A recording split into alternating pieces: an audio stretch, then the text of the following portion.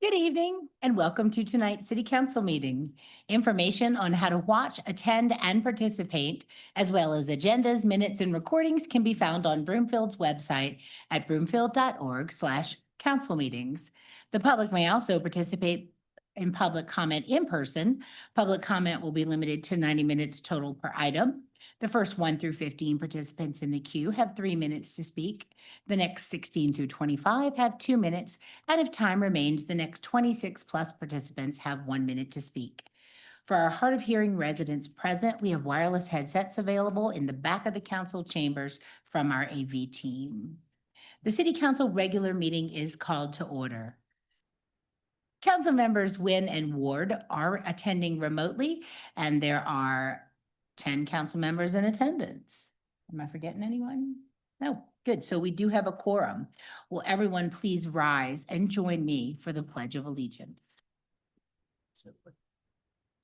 I pledge allegiance to the flag of the United States of America and to the republic for which it stands, one nation, under God, indivisible, with liberty and justice for all.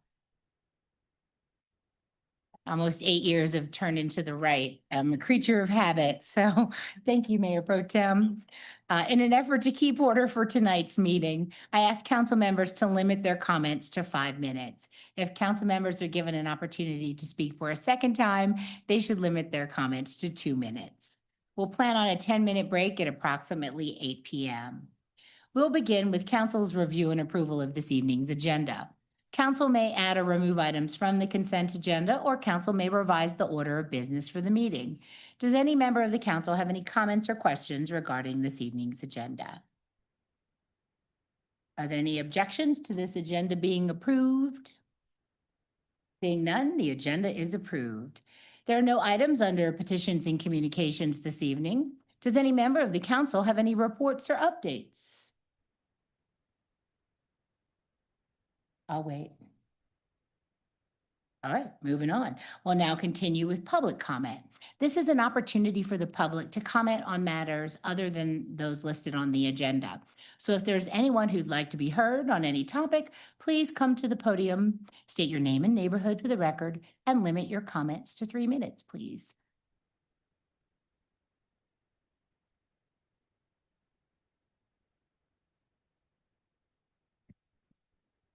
Good evening. I'm Sandy Anderson, the Broadlands. Mayor, Mayor Pro Tem, council members, and city leadership staff. If there was a Broomfield historian for council, I could confirm the honor of being the only citizen addressed directly from the dais. But in any case, thank you for my 1 minute and 16 seconds of fame. In response to Council Member Anderson, you stated I've sent letters for almost 2 months. I've sent 3 letters, 4/6, 4/22, 5/13, with no written response from you. No written response, the same issue you wrote a disparaging LTE on a peer CM for. So as a constituent of yours, are you writing an LTE on yourself for not responding to me? Rhetorically speaking, do you not see the hypocrisy of this? You also stated that none of your colleagues have introduced a censure motion. It doesn't have the support of council. Let me add context to that. As you know, 4 members of council do not believe in censure, as they publicly spoke on that. So 40% wouldn't bring it forward. The impacted CM was unable to vote, so let's leave that one out as an unknown. I address my letters directly to the 5 of you that voted to censure a colleague. You are one of the 5 and declined to see the clear violation of yours against those same censure charges. That you won't censure yourself increases the censure to 50%. That leaves 4 CMs that would likely prefer to forget about the action they took or may disagree with my position. But as my letters clearly lay out, you violated the exact same charges, whether a censure motion is introduced or not. Let me repeat myself. You clearly violated the exact same charges. You were and are wrong with writing the LTE attacking the integrity of a peer council member and a Broomfield citizen, and should at minimum apologize for it. Thank you for allowing my freedom of speech. Thank you. Would anyone else like to be heard? All right. Moving on then, for the first item under reports, we have a representative from Waste Connections with us to provide a brief update.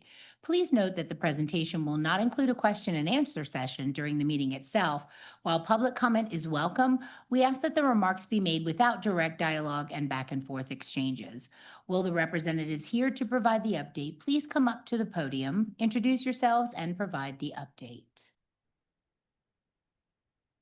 Hi, good evening, Mayor Pro Tem, and all the council members, city staff. I'm Jacqueline Satterwhite, the HOA Municipal Account Manager for Waste Connections, here to provide the updates. So the status update as of May 19th, 2025, we had 6 misses, pickups from the 8th to the 19th, courtesies between 48, and that is a compilation of new starts and go backs. And then 8,427 residents that are active.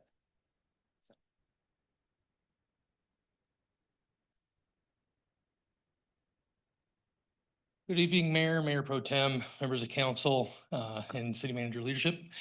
My name is Justin Munt, Deputy Director of Public Works. I've got the next 2 slides here. We have currently 9,493 homes eligible to participate in the program. You'll notice that that is 10 more than what was presented last month.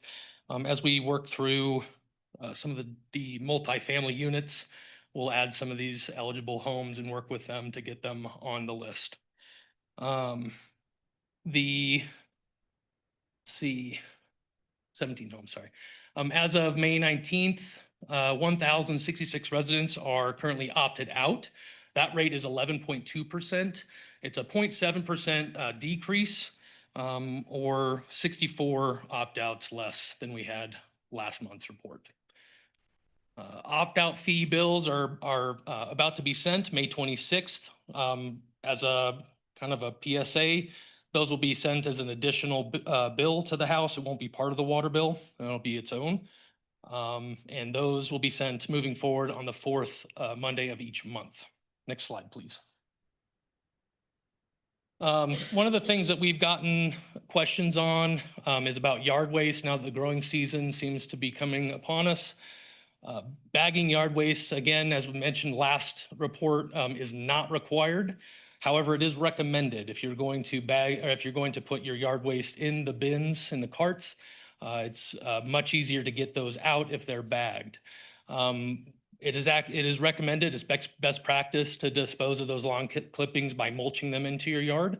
There's a lot of benefits to that in addition to reducing the waste. It is also a natural fertilizer, adding nitrogen, phosphorus, and potassium.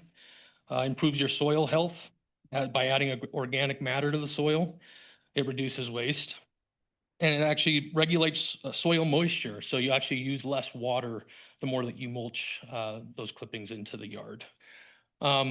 Additionally, May 3rd, since the last update, Broomfield Public Works and Parks, Recreation, Senior Services have begun to cooperate the tree limb branch recycling center. And we now accept yard waste on the same days and times that we collect tree branches. So come on down and deliver some of those clippings if you'd like to the yard waste bins that we have at that location. So thank you. Next slide. Back to the. Okay, the next slide is regarding customer service call volume. As of March 17th through the 18th, it was significantly higher in the thousands. As of April 22nd to the 13th, it dropped in double digits, as you could see on this. The second bill, we waived a 30-day auto late fee. We billed from March 17th to the due date of April 17th. Waste Connections bills monthly in advance. That credited and resolved it on the 24th. That encompassed 2011 residents, which received the credit if they received a bill for 50 cents to 51 cents. Next slide, please. Thank you. Appreciate you and value partnership. And for the opportunity. Thank you very much for that update. Sounds like things are smoothing out. We do allow public comment. If anyone would like to comment on this item, now's the time. And the Waste Connections representative will be able to answer questions for you in the hallway. We're not going to do, I know you left. Mr. I don't have a Carruthers. question, believe it or not. Good. Okay, then talk Um, away. I just wanted to say, I had actually called in a couple weeks ago because when I got home, my trash can was kind of full of water. So I called Waste Connections and asked about it. Didn't really expect much to happen. But since then, my trash can, the lid has been closed every time they picked it up. I don't know why, just my house, but the whole streets are all open except mine is closed. So I appreciate it. Thank you. Thank you, Mr. Carruthers. I'm glad that was rectified. We've had some crazy wind, so I think even I can say mine got blown open too, but you're not the provider. So it happens to all cans in the wind. Anyone else? Anybody on council have any questions or comments for our representatives? Mayor Pro Tem Schaaf. I just want to put a big thank you out to you and your team for correcting the 50-cent late fee that occurred on so many bills this last month. Thank you for correcting that, and look forward to continue to smooth sailing, hopefully. Thank you. Okay. Thank you very much. Councilmember Lim. I just wondered if you had an update on how many people have taken advantage of the senior and vet discount, and if there's any problem, are you still getting calls that people aren't receiving that? What's the nature of the calls that you're getting? Yeah, no, those are dissipated. We don't get any calls. Excuse me. So with the calls being answered and whatnot, we haven't had that issue since it was brought up. So it's been resolved.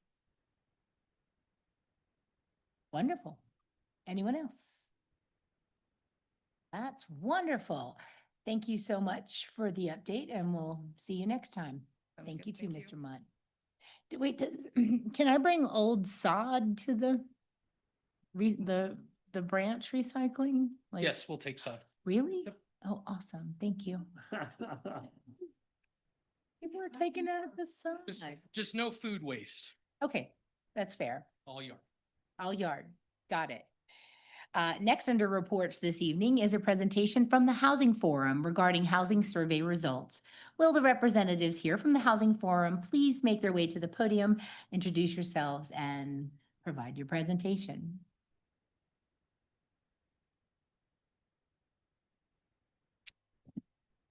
Thank you, Mayor. Good evening, everyone. My name is Martin Dormish, and I am here tonight from Ward 1 resident representing the Broomfield Housing Stability Task Force. And I'm here with Courtney Sievers of Magellan Strategies. You want to do an intro? Okay. So we're going to be doing a joint presentation this evening, and I'll begin by providing some context, and then Courtney is going to provide some detailed analysis of the poll that we recently commissioned. So I'd like to begin just by saying thank you to Council for your partnership in making this happen. I think we learned a lot. And as you may recall from my presentation on March 25th, the task of the task force has been to pursue new sources of funding to meet our most urgent local housing-related needs. And to do that, we've partnered with the Broomfield Community Foundation as our fiscal sponsor, and we applied for and received a grant from the Rose Community Foundation. And we've used it to conduct research, hire consultants, begin organizing efforts, and to propose 2 ballot measures for this fall's elections. So next slide, please.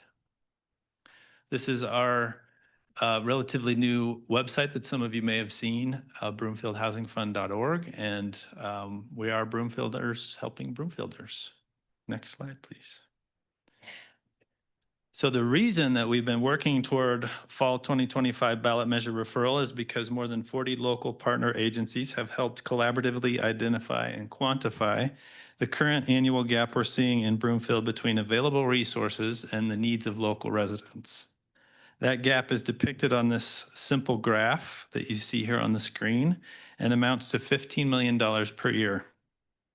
That's $15 million per year that is needed to sustain and expand vital programs and services, to address our severe shortage of case managers and resource navigators, to help support and rehouse our most vulnerable residents, to provide rent and mortgage assistance, to keep unstable Broomfield households housed, and to create and preserve housing units that Broomfielders can truly afford. To be clear, our task force is not attempting to solve all of Broomfield's cross-spectrum housing challenges, which are many. We are, however, attempting to address our most current and urgent housing-related needs. On-the-ground agencies such as Broomfield Fish, A Precious Child, Friends, Senior Resources Board, Almost Home, The Refuge, and many others don't have enough financial or staff resources to meet the growing needs they're seeing from local residents. And that's despite unprecedented efforts by local agencies to apply for federal, state, and foundation grants and to do their own fundraising. In other words, thousands of Broomfield residents are currently experiencing housing vulnerability and instability. And the wider this funding gap gets and the longer it goes unmet, the more Broomfielders will be added to that number. Next slide, please. So this year, the task force has proposed to close this serious funding gap through significant investments in our on-the-ground network of agencies and their capacity to serve our most vulnerable residents. How? By raising $10 million a year through a new voter-approved funding mechanism or mechanisms, specifically a local sales tax increase and/or a construction excise tax on commercial development.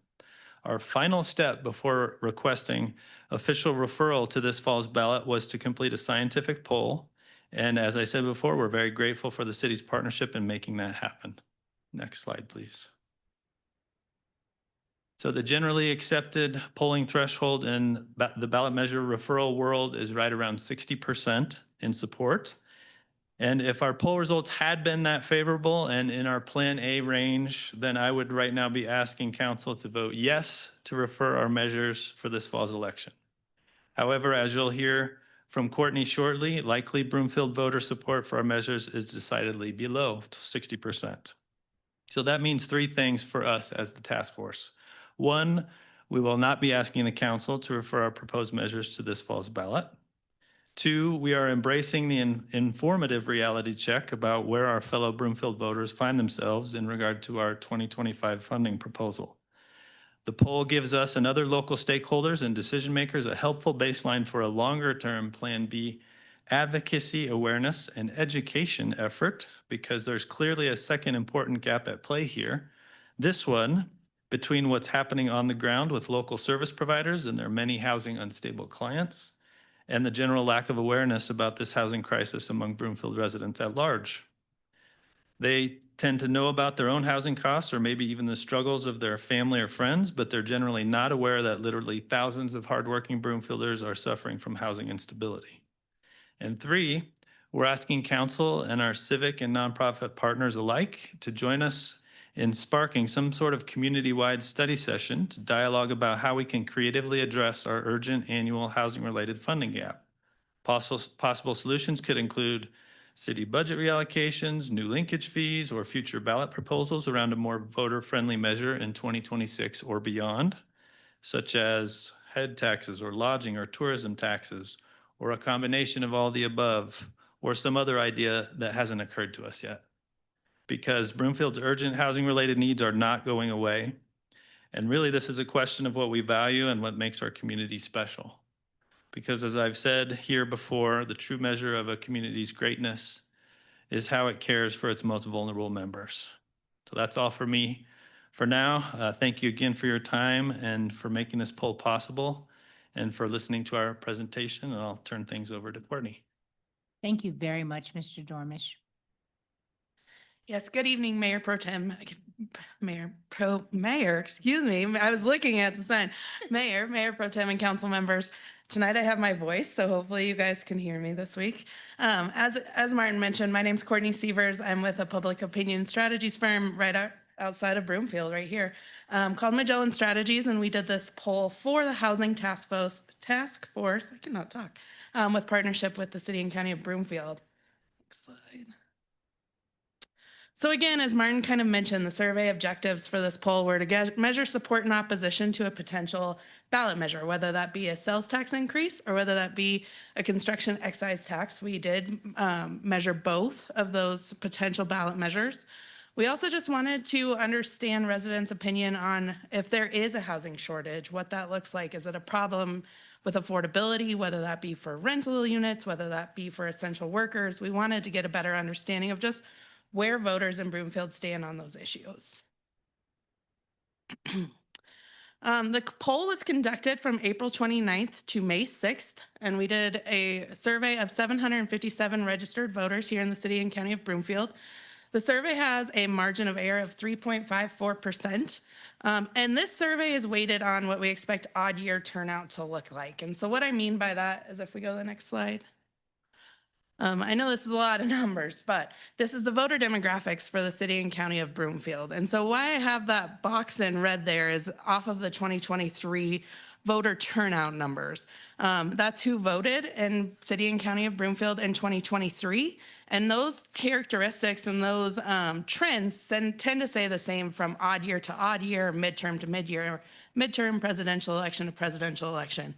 So you can see in 2023, a big difference here is among age group. Those seniors make up about 34% of what we expect turnout to be in an odd year election. And the reason I want to point that out, because if you look at 2022 and that senior number, they only made up about 26% in 2022. And so there is a big difference there between seniors on a midterm election or even a presidential election versus an odd year election. And that's really the big difference here when you're looking at a midterm versus an odd term. In Broomfield, party actually stays very similar, 44, 32, 23% Republican. And what I mean by that is there's no big difference there between 2022 and 2023. It really just comes off of that age range. And so if you're looking down the road, I know Martin mentioned that he's not looking in 2025, but if you are looking down the road, it may be more beneficial if you went for an midterm election or presidential election just based on these demographics. Next slide. So let's jump into some of the results. The first question was, how much of a problem is the availability of home ownership and home ownership opportunities in the city and county of Broomfield? 56% of voters said it is either a big or somewhat problem. Only 17% said not a problem at all. There are some trends that I want to point out through as we go through these results. Really, age range and tenure are some big differences as we go through all of this entire survey.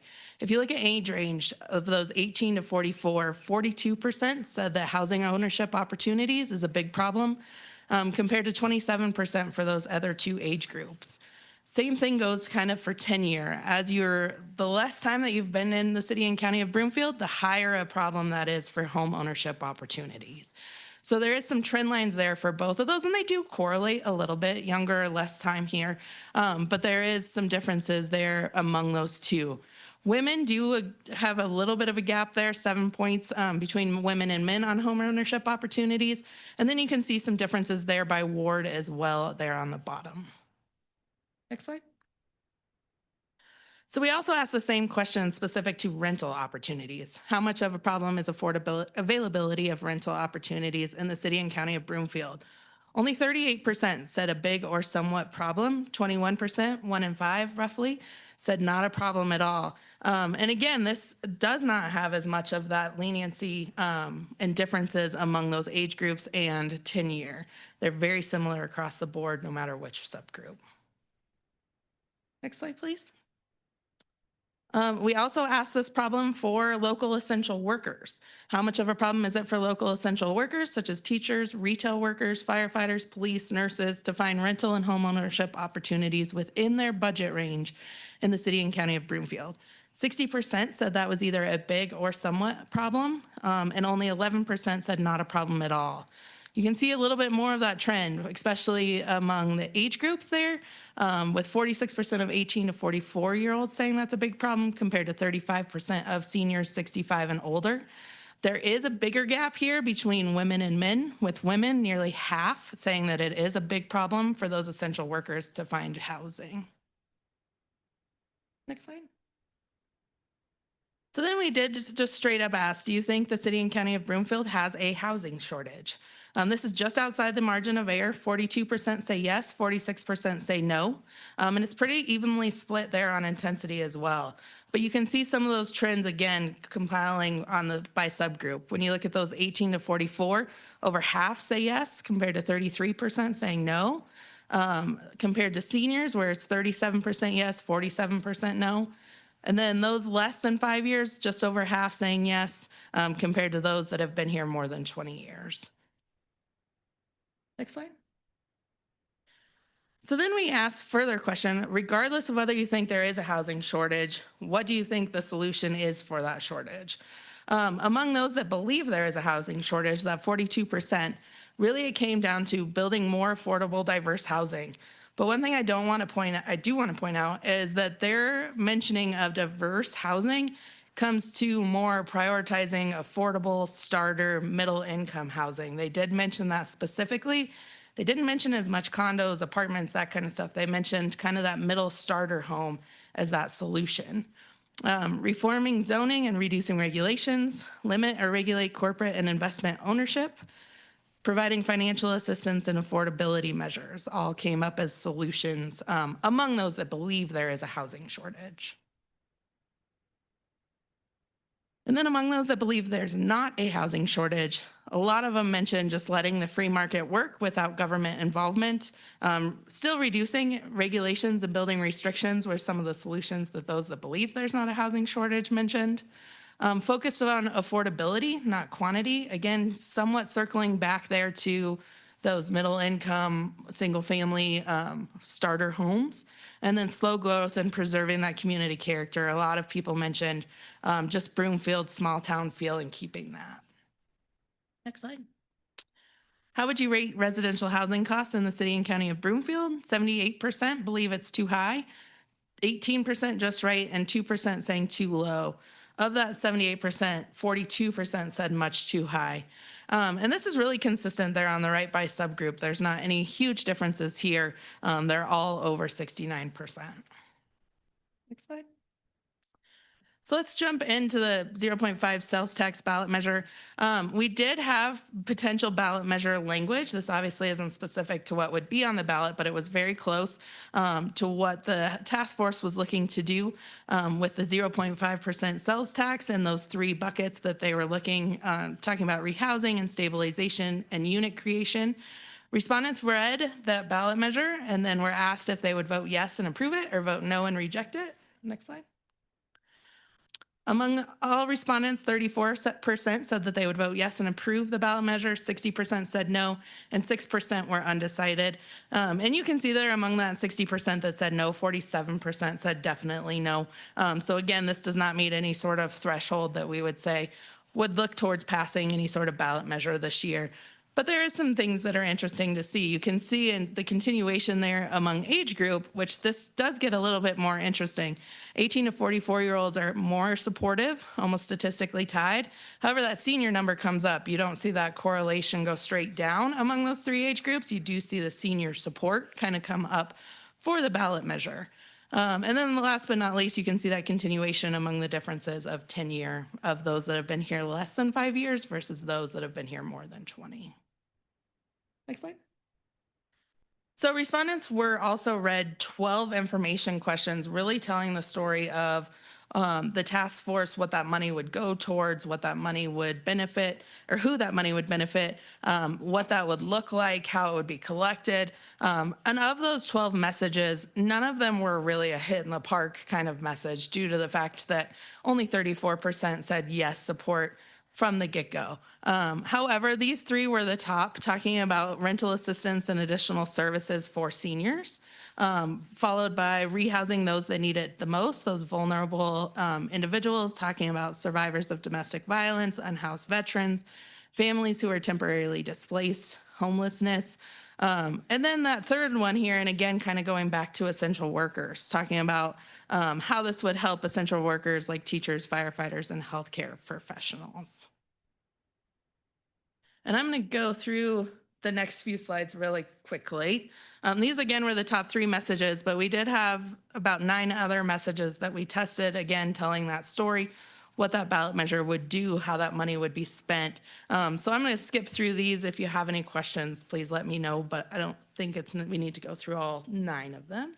This is available on our website as well, right? So if folks want to Correct. view the entire presentation, go to the agenda and the presentation will be linked. Yes. Okay. And like I said, all 12 of these were messages that, again, were telling that story. They just didn't have the movement. Roughly 1 in 3 people felt that it actually made no difference in that opinion. So all of these were messages detailing what that money would go towards, how it would be spent. So again, yes, the website or the presentation is online. But if we go 2 more, sorry.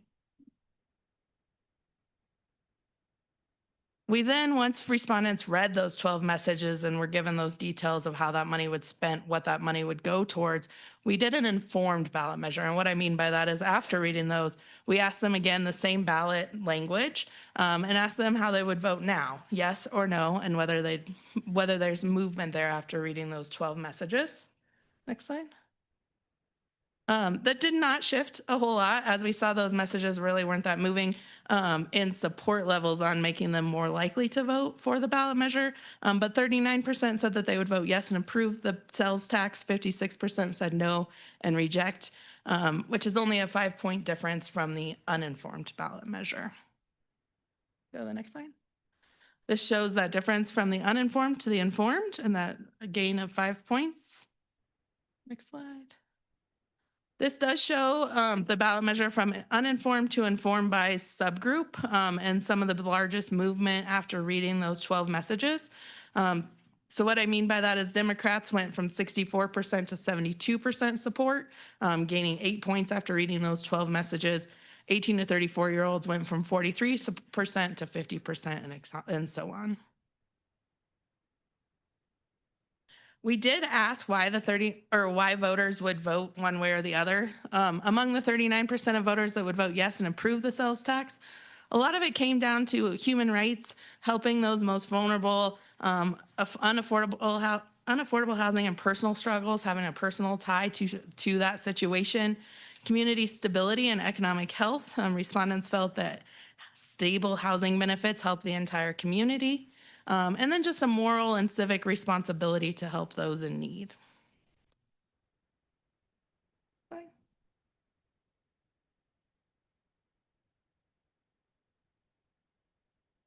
Among the 56% of voters that would vote no and reject the sales tax, a handful of them are opposition to any sort of tax increase.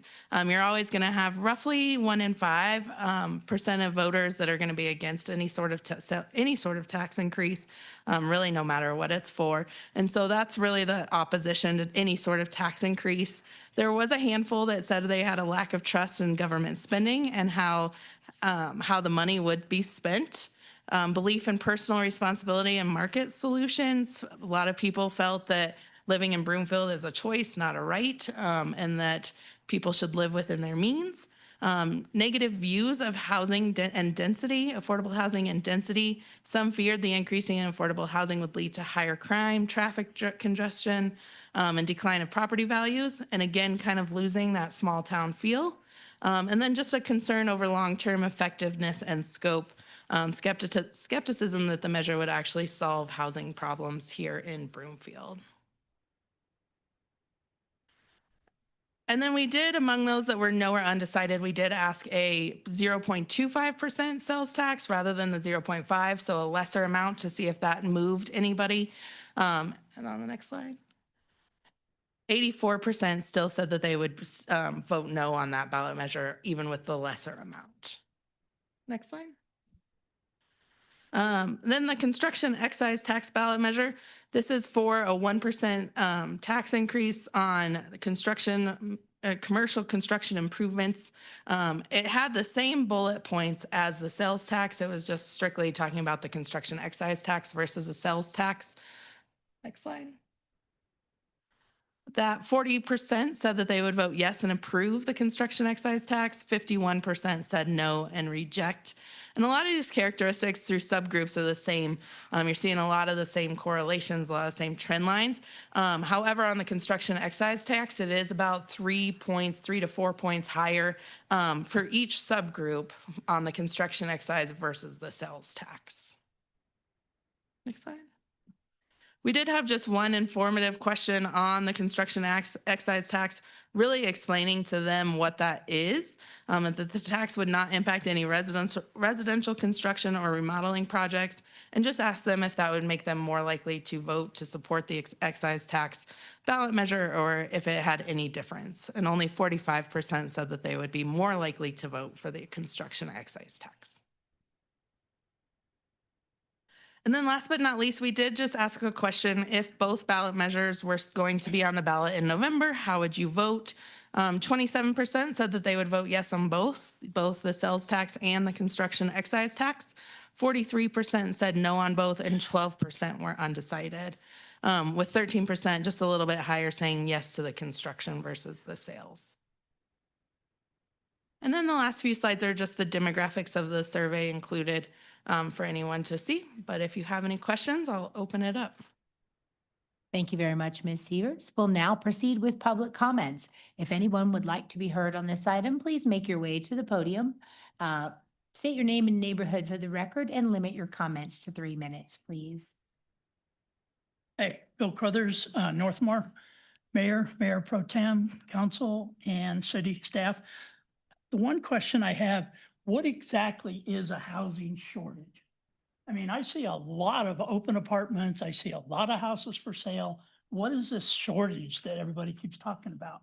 I think it's more people can't afford the open opportunities here versus there isn't any. Okay, so that's a problem I have, which would obviously lead me to believe we're not going at this the right way, because a lot of the construction that I see is still way out of reach for people. Okay, you put in a new apartment house and it's $1,500 a month rent. How does that improve anything for people? People still cannot afford it. So that was my question. And just the other thing, is housing a basic right in Broomfield? I mean, is there something that says everyone in Broomfield should have housing? That's my 2 questions. So if anyone can answer those. Hi, Janet Sun, Ward 5. Good evening, Mayor, Mayor Pro Temp, City Council, and staff. I am totally against all of the affordable housing units that are going up, all these damn apartments that are going up. You're ruining the city of Broomfield. It's going to become like the city of Denver with all the apartments in it over time. Apartments are not something that people stay in for long term. They attract people that maybe we don't want here. We don't need the ugliness of the buildings. And I'm sick and tired of this stuff going after the Jeffco Airport about the noise. I've been seeing a lot of stuff about that.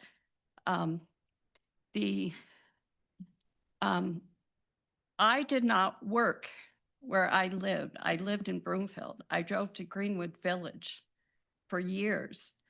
I can't afford to live in Greenwood Village or Highlands Ranch, where my jobs were. I lived in a place I could afford. We do not need to be paying taxes for other people to choose to live in Broomfield. That's not a right. You don't get a right to just live here. And a lot of those people that are struggling, I believe, are illegal immigrants that are here.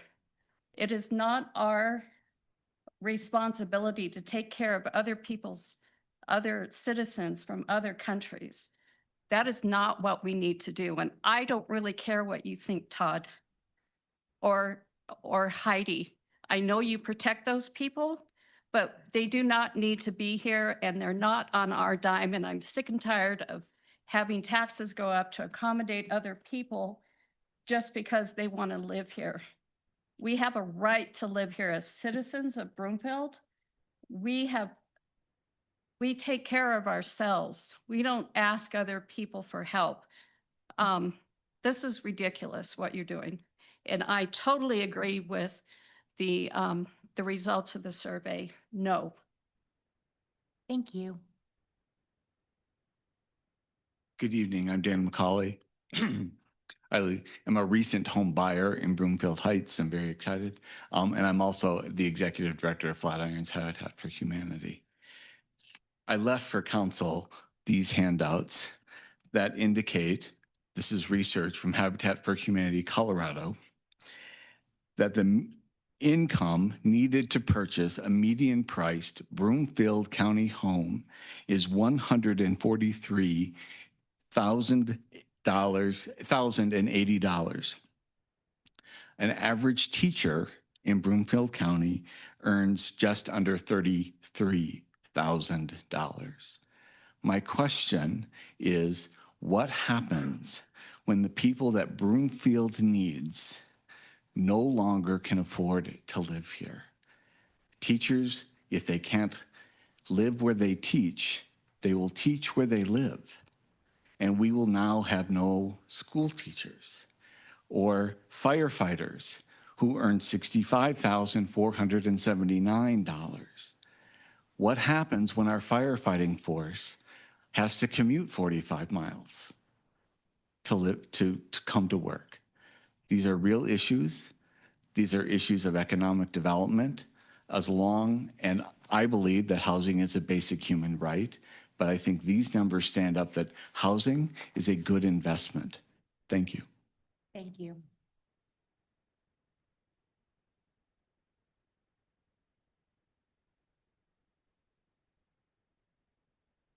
Brett Baldwin, Broadlands. You know, I look at these survey results and I think to myself, when I was first out of school, and also looking at these numbers, but also what council and staff have done over the years since I've been out of school, and what they proposed and what has been pushed forward. Talk about housing shortage. I'd like to know exactly what that means, because I look at Arista. There are a lot of open units at Arista.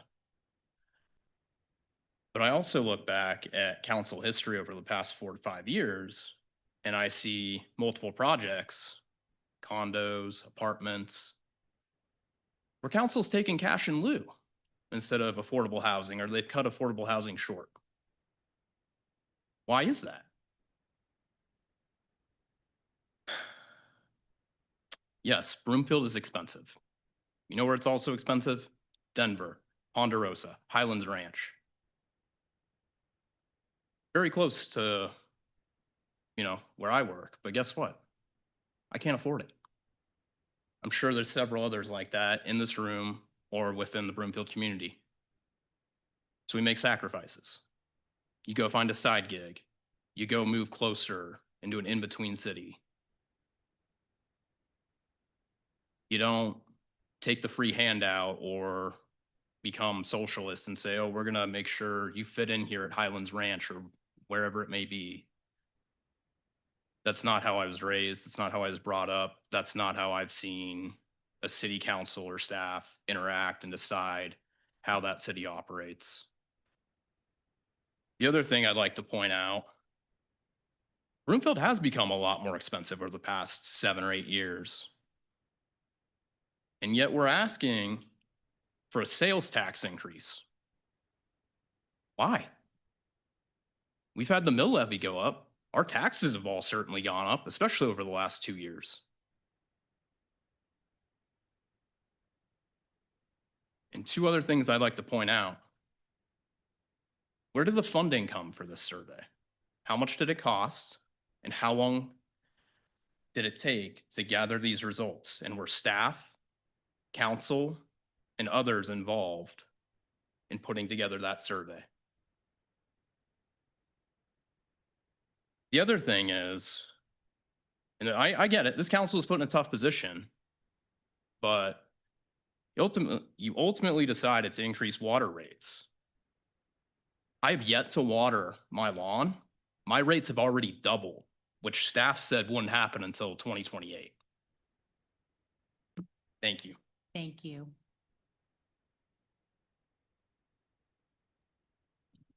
Sandy Anderson, the Broadlands. I've always thought the strength and the soul of a city comes from the people that work within that city and county.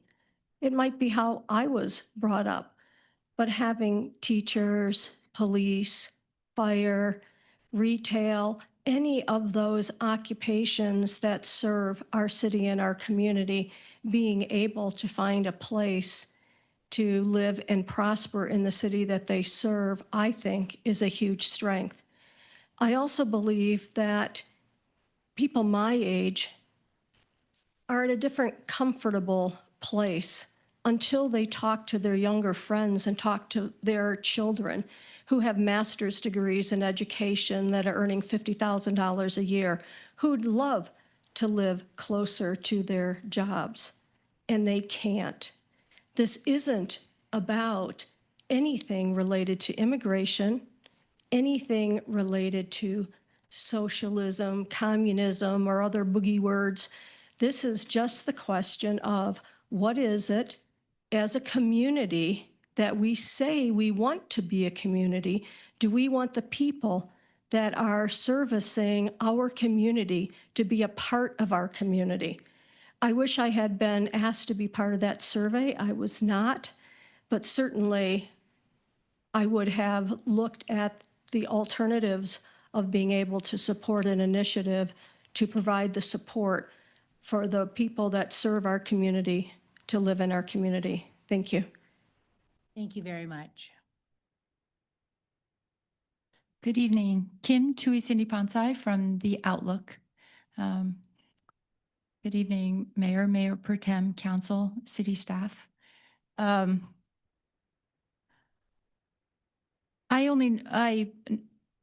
children live out of state, and so I personally don't have to have the agony of trying to find them a place to live in Broomfield.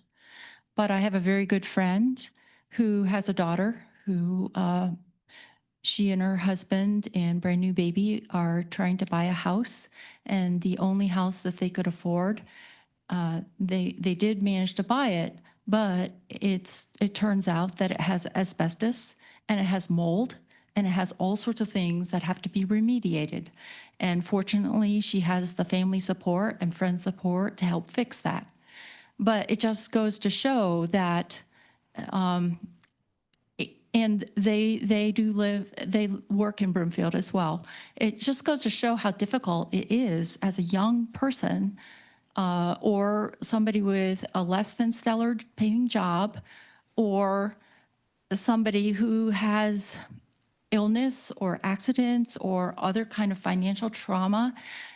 One thing going wrong can put them right on the edge. And I think this is the kind of instability that Martin Dormish is referring to. It's nothing to do with immigration. This can happen to anybody. And even some of the people who spoke earlier have themselves at previous council meetings expressed their financial difficulties, which the city and council stepped in to help. And so I think also that those of us who are more financially comfortable have an obligation to reach out and help the people who are less financially stable. And in my experience, especially when you're starting out, you do have a lot of headwinds and it is much harder to get going. And with time, with help, you gain stable traction. And then 20 years down the road, you're in a position of stability, financial security. You can reach out and help other people. So I think this is a legitimate Broomfield problem that we should be working to solve.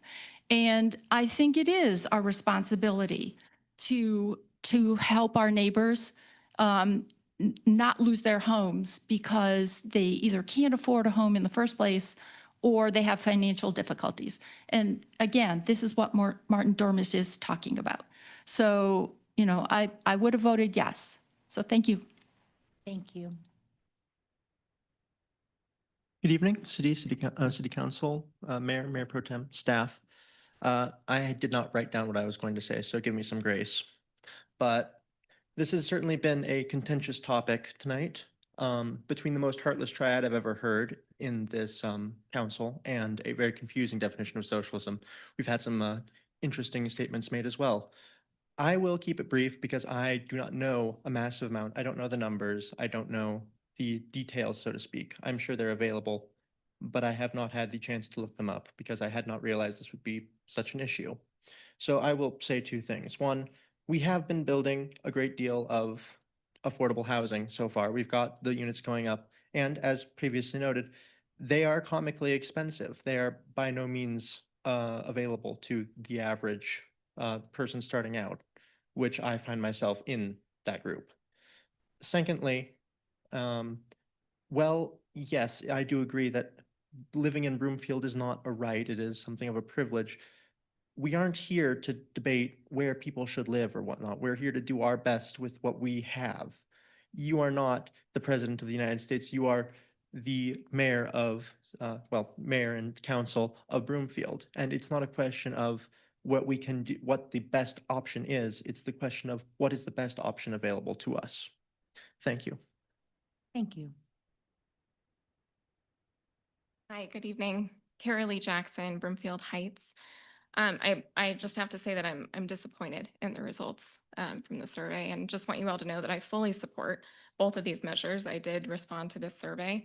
I agree with the task force ultimate recommendation that we have an education gap in terms of what affordable housing means in Broomfield. So I hope to see this come around again. Thank you. Hello, Mayor, Mayor Pro Tem, Council, City Staff. Dana Scott. I live in La Camora. I'm also have the honor of working at Broomfield Fish, our Food and Family Resource Center. I feel like I've been coming a lot lately, but it's because the need is so great in our community. Just want to reiterate that last year we saw over 15,000 people, unduplicated, unique people, come for support with food security and housing security. Over half of those are children who don't get the opportunity to vote or put forth their views on these initiatives. And a lot of those folks are one paycheck or one medical bill or one just, car payment that they can't afford away from becoming homeless. And so I hear at Fish a lot of the burden of what taxpayers are paying, and I hear about how it's hard for everyone with costs going up for a lot of things. So I'm very sympathetic to that. But I also see in the faces of the people who come who are struggling the most of the time through no fault of their own, most of the time working multiple jobs, oftentimes single parents, oftentimes seniors on fixed incomes, often people with disabilities. And those are the folks that I want to come and give a voice to tonight, because I'm not sure that we're keeping that in the forefront. We talked a lot about the people who live in Broomfield who don't make enough money to stay in Broomfield, and do we want that? But I think there's a lot of our most vulnerable populations that I really want to bring to the front of this conversation. I was also disappointed in the poll, but I do know that we have an amazing community who pulls together. And so I would invite us to keep doing that to find housing solutions for all. Thank you. Thank you very much. Hi, my name is Neha Pisar-Melli. I'm 17 years old, and I am a co-chair of the Youth Engagement Squad at Broomfield Fish. A lot of people here today have talked about all sorts of other communities, but I really wanted to highlight youth, where while we don't vote on ballot measures like the ones proposed today in this poll, we're affected every day by issues like affordable housing and food insecurity, where at the Youth Engagement Squad, we work every single month to educate teenagers in Broomfield about how these issues affect everyone, not just people experiencing homelessness or people experiencing housing security, where there are students that don't have food on the table or aren't able to spend time with their parents because they're working multiple shifts or working double jobs to continue to live in a community like Broomfield. And while people have brought up how it is a privilege to work in the city that you live in. I also think that it is a privilege and a fundamental human right to have access to amazing services like fire safety and police and good teachers and other necessary services that these residents provide. We need our teachers and our essential workers, and without affordable housing or other options to help these individuals, that impacts the entire community. And so I am also someone that is disappointed at the results of this poll, not just on behalf of Broomfielders, but on behalf of youth and teenagers in Broomfield. Thank you. Thank you.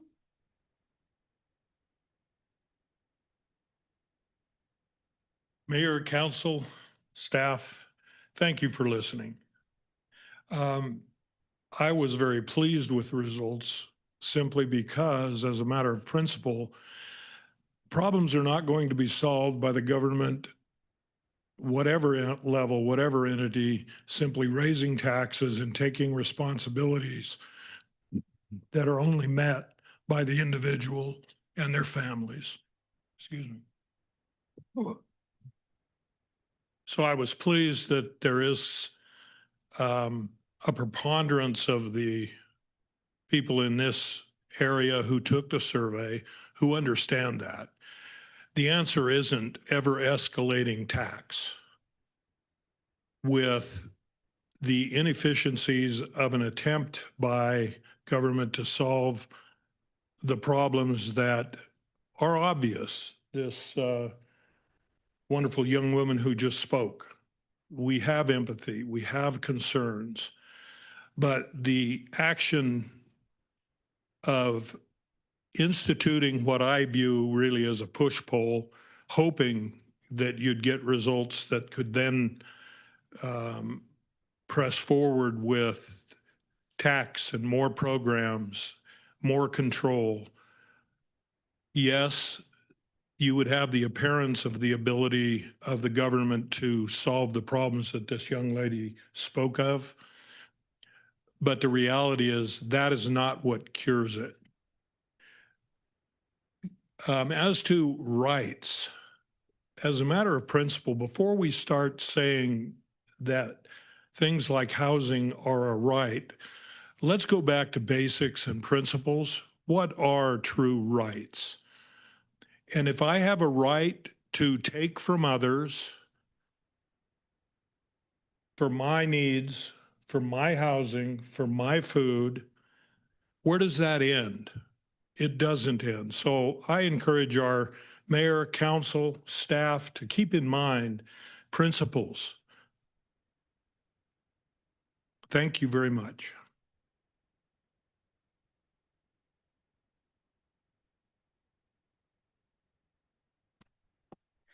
Good evening, Mayor, Council, and City staff.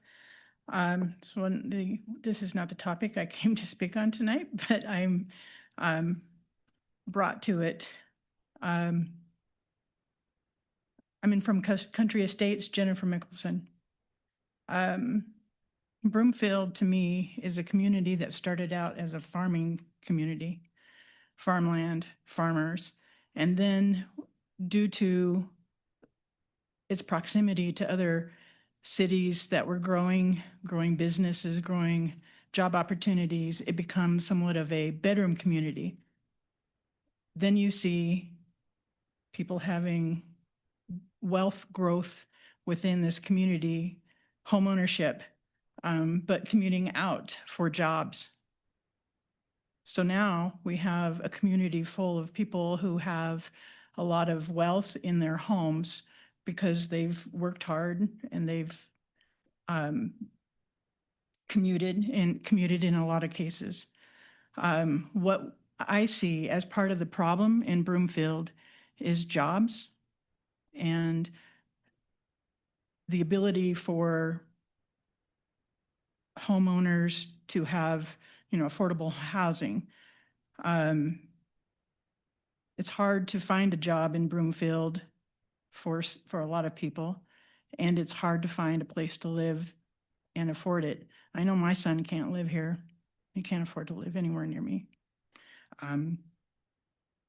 So I think jobs are a big part of what we need to work with as far as our economy, to support our economy, Broomfield's economy, not just address the housing issue. I do think this is a housing situation where we do need to be sensitive to our sensitive population as well. I do feel that we as a community in Broomfield should take pride in being responsible citizens and care for the people that are here, even if they're not here for long. But I just feel like it's an important part of being a Broomfielder. Thank you. Thank you very much. Would anyone else like to be heard on this item? None. Let's go to council questions and comments. Before we start, I know I usually go last, but there were some questions. So I just wanted to fact check some things. The mill levy was never raised since we became a city and county in 2001, correct? We have never raised the mill levy. Mayor, that's correct. Thank you. And for those, since I did receive concerns about how this funding, if this ballot measure moved forward, if we got it passed, the distribution details were still pretty ambiguous. It wasn't set by council yet on how the money would be distributed, because I know that I had concerns about backfilling some of the funds in our housing programs that we've used to provide gap funding for affordable housing. That is depleted now for the most part. And the inclusionary zoning ordinance that we passed, the law requires that we give developers a choice. We can't demand that they build the units. We have to give them the choice of whether to build the units or provide cash in lieu. That cash in lieu funding was the whole reason how we were able to start our housing authority. And they've already commissioned 2 projects at 30% AMI. So that did go to good use for exactly what it was intended for. But now that we've adjusted the cash in lieu to make it more, to incentivize developers to build the units instead of just give us cash, we're seeing more units. But on the part that let the market decide, the market has decided, because we can approve all the units that come through here, and we have. I want to say there's probably 6,000 units that we have approved that have not moved forward because we don't build them. We depend on the developers to build them. And the market has decided that it's risky. The market is volatile. The bond market is all over the place. A lot of these large projects that we've been waiting on, like Town Square, it's out of our hands now. It is in the developer's hands, and they have to now cobble together their financing stacks however they can, but it's problematic. And there's lots of reasons, which I think most people know why. The market is unstable. We sent out an RFP for proposals for the event center, First Bank. No one bid. We got 0 response. So that's how risky the development community is right now. I mean, they're risk averse. So for that to happen, that's a very big eye opener. That's why all these projects are not moving forward. They've been paused for 2 years, and it's not going to get any better sooner. So I just wanted to clarify that. And I know, thanks for gratifying me. That's what the market has decided. We can approve them, and we have. We've passed all the inclusionary zoning ordinance. We've done everything we can, but we don't control the pace of development with or without the money. It takes money. And so just wanted to put that on the record, and I'm sorry for pontificating, y'all. Who wants to go first? I gave you time. Okay. Councilmember Marshall. Thank you, Mayor. I'm not surprised by these results. I am disappointed.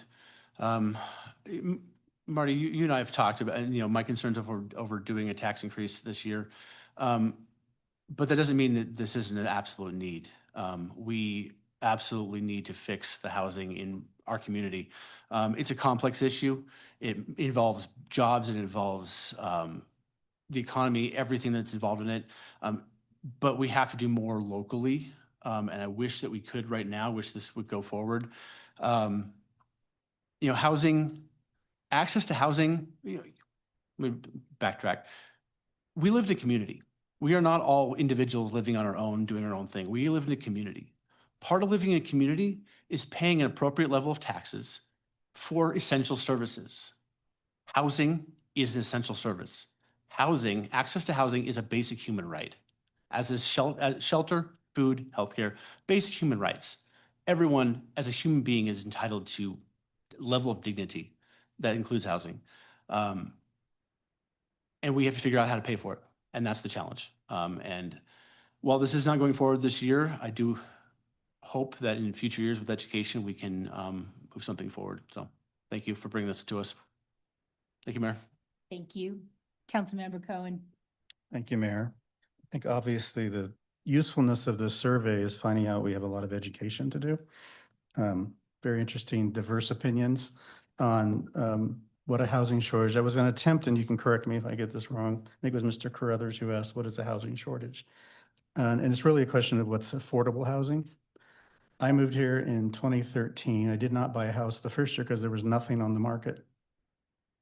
Literally, there just wasn't any supply. And that was the first part of that decade where we did not build enough homes for the population increase. And then in that 10-year period, the state added over 600,000 people, added less than 400,000 units.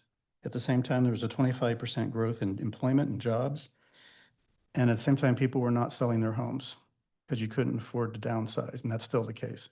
So your housing supply just kept shrinking and shrinking. And that's why my house, when I bought it, was $350, and it was the most affordable community we could find when we came here. We drove to Columbine, we drove to Golden, we drove to, and then to Broomfield, and thought, wow, this is the most affordable place. And now it's more than doubled. And the simple reason for that is housing supply. What is the housing shortage? There aren't enough homes for the demand. And so your prices and your values keep going up. The interesting thing here is Broomfield is one of the youngest counties in terms of median age in the state. It's about 35. Counties around us are 58 and going up higher. And so we have potential here to keep young families in Broomfield. If we can provide the housing, they will stay. The downside is they don't say, you can look, and hopefully no one's offended, Jefferson County is a county that has gentrified. And its population has gone higher and higher and higher, and there's fewer and fewer kids. Schools are closing. When schools close, your community starts to die. You lose that vitality. Businesses are not as interested. There isn't the economic market there. So my point, long point, is that I don't think it's so much of an issue of who should live here or who deserves to live here or who's to blame or what is a housing shortage, is that an economically vital community has a diversity of housing. And we can't just have homes of 600, 700, 800 more and nothing under 350, because eventually those young people will go elsewhere, the schools will go elsewhere, the businesses go elsewhere, and the homeowners who are left will pay increasingly high property taxes to support the services. And there are communities, you can look around the United States and find communities where that's happened, where they didn't keep a diversity of housing, and today they pay very high housing property rates because they don't have a commercial base left because they lost their young population. So I guess the question, there is one, is have you given any thought now that you've seen these results of how do we educate, what lessons, what do we need to talk about, who do we need to talk to develop support for affordable housing initiatives like you're proposing? Yeah, thank you for your question, Todd. Yes, that has been almost the sole topic of conversation among the task force and advocates that we've been working alongside for a number of months. And I think in order to answer the question, I first want to acknowledge just the strong feelings in the room. There are a lot of different perspectives, and housing is something that's very close to all of us. We all need shelter in order to survive. And so I just want to say I appreciate all the perspectives that have been shared this evening. Because it comes from a really deep place and an important place that, we all hold very dear. So I just want to acknowledge that. But yeah, we definitely want to ramp up and to expand our attempts to engage with the community, because the task force and the project that we've been working on did not come out of thin air. This is the result of many conversations with many different advocates, born out of places like the Broomfield Housing Stability Task Force. Wait a second, what's it called? Housing Solutions Forum. I always get my acronyms mixed up, and you can't be involved in housing work without loving acronyms. So even though I mixed that up, so the Housing Solutions Forum has been meeting for a year and a half now to talk about these very issues. And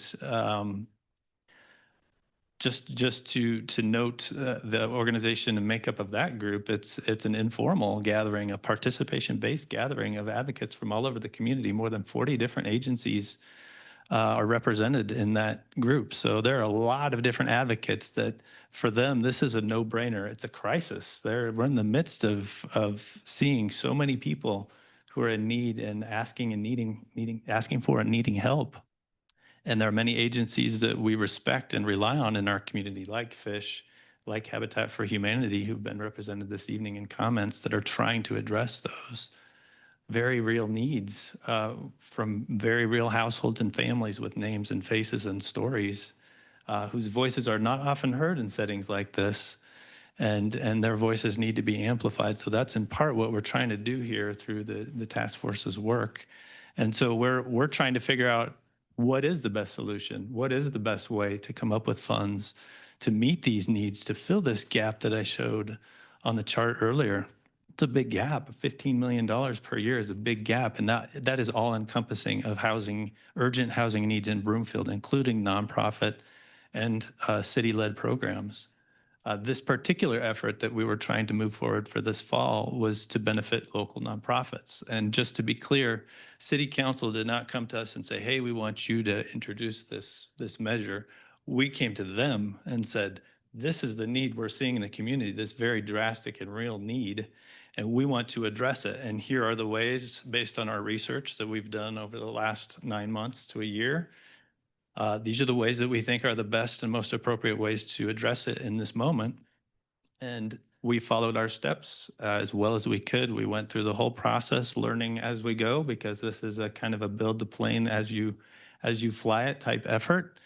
And the final step that we just completed was to get polling, because you can't get a ballot measure referred to the ballot without doing polling. And so that's why we did that, and appreciate the city and the city council for recognizing that housing is a very real need and has long been that. In all the community surveys that have been done over the last decade plus, you'll see that Broomfield residents in a huge majority say, yes, housing is a need. So this is something that there is wide consensus on in the community.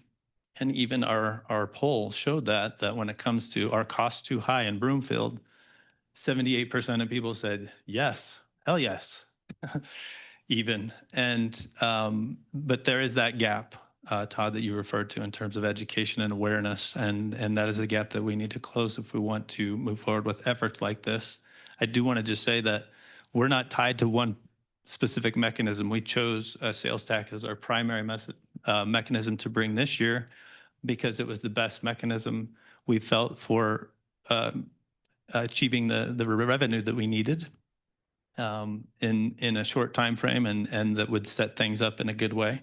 Obviously, that's not something that likely voters would support, and we're willing to go back to the drawing board and find a better mechanism, and to consider non-ballot measures to address this need, whether that's, as I mentioned earlier, city budget reallocations, fundraising, ramped up fundraising, philanthropic grant applications, or some other creative methods. We again are not tied to one means, and I'm not personally a person who loves taxes and says, hey, taxes are the solution to everything. But I am a person who is bringing this very, very real and drastic need, and urgent need that exists in our community, to the community, saying, hey, what are we going to do about this? And the task force and I would love your engagement and feedback on this process, so that we can figure out something that's workable and acceptable to the community, so that we can create the kind of Broomfield that we all really do love and value. It's a long answer. Hopefully that that got to what Thank you. you were I'm sure we'll getting. hear more from you. One last quick question. I'm sorry for the young woman from Magellan. And I'm just curious, have you done other surveys on this topic? And did anything stand out to you as an outlier or distinctive, or is this pretty much in line with what you've seen in other communities? Yeah, I'm glad that you asked that. We do a lot of housing work across the state, mainly in the mountains and the metro area. We haven't done as much in the rural area, but this is something that we're seeing. We're seeing that it's a problem. Residents, voters, whether it be a ballot measure survey or a community type survey, affordable housing is a top issue, whether it's younger demographic, seniors, Democrats, unaffiliated. It's still a top issue when it comes down to issues. The question is, and one thing that we've seen across the whole state is, one, the details matter. Two, the type of ask matters. And three, specifically, if it's going to a specific project or if it's going to a specific development or something like that. We've seen a little bit higher of support when that money is actually going to something more specific. But unfortunately with housing, it is, as we've seen tonight, such a hot topic that splits voters. And when it comes to a sort of ballot measure, whether I've done Jeffco, I've done the mountains, so you bring up Jeffco as a prime example. I've seen that across multiple things of housing we know is a problem. The solution is very different among all types of voters. And so it just kind of depends on what that ask is, when that ask is. Like I mentioned, an odd year versus a midterm or presidential or something like that. But really what we've seen is the more specific you can be, the more driven it can be, the better for certain situations. Thank you. Yeah, it's a difficult topic. I was thinking Steamboat Springs just had a housing vote. I think they had a $25 million donation to support it or something, some massive donation, and they still couldn't pass it. And so they were going to build hundreds of houses up there. People know I work for UC Health. UC Health up there is building 42 homes for its employees because there's not enough housing for nurses and all the health people who work in the hospital up there because the market is not providing the housing needed for the healthcare workers. So it's a really tough issue. And so we have a lot of work left to do. I'm sorry, did you have some? I was just going to add to that. One of the things that we have seen is fire districts or school districts looking to provide housing for their employees and going that route. Sort of the old company town approach.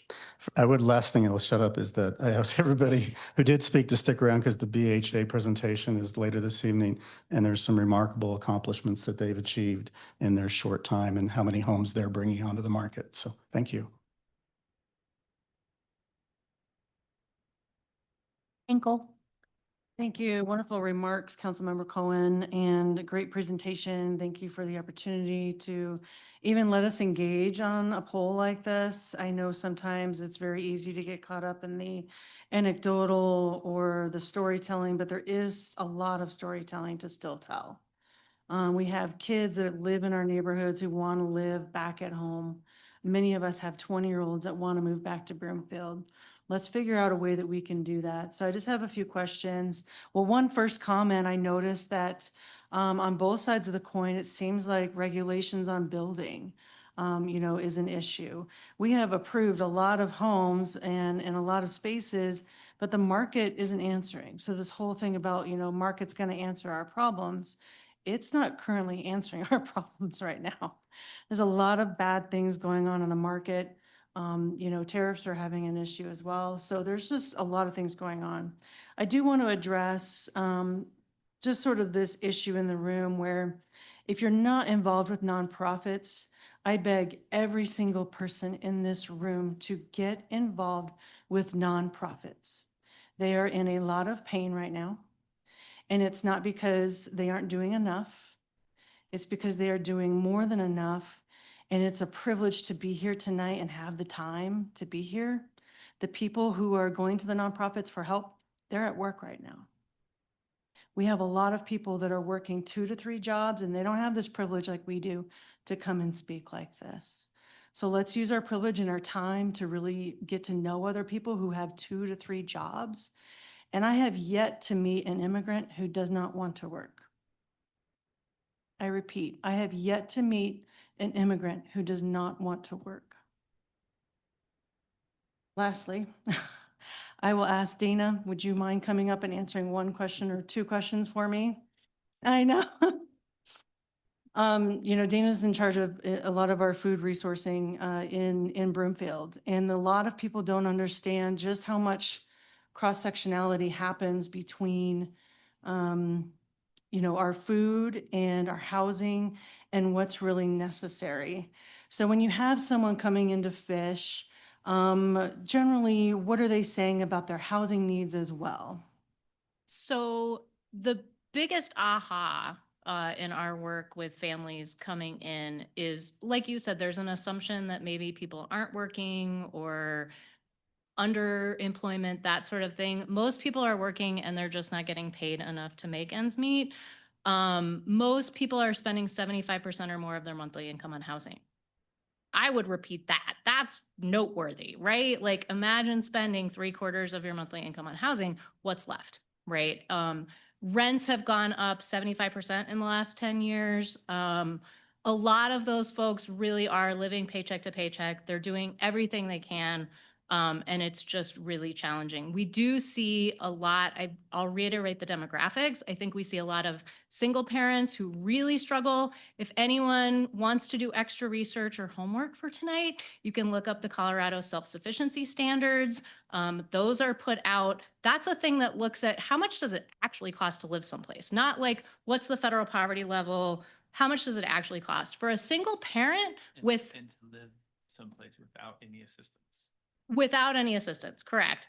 It matters, people look at, oh, family size matters, but family type matters too. If you're a single parent and you have an infant and a toddler, do people know that you have to pay $2,000 a month for childcare? Like, I know we did this activity with our youth engagement squad, and Neha can speak to this, where like, what does it cost to live? People were generally blown away by what it would cost. Over $100,000 a year to live in Broomfield as a single parent with all of the expenses without any assistance, right? So that's huge. I think people have a picture in their brain of what people in poverty look like, right?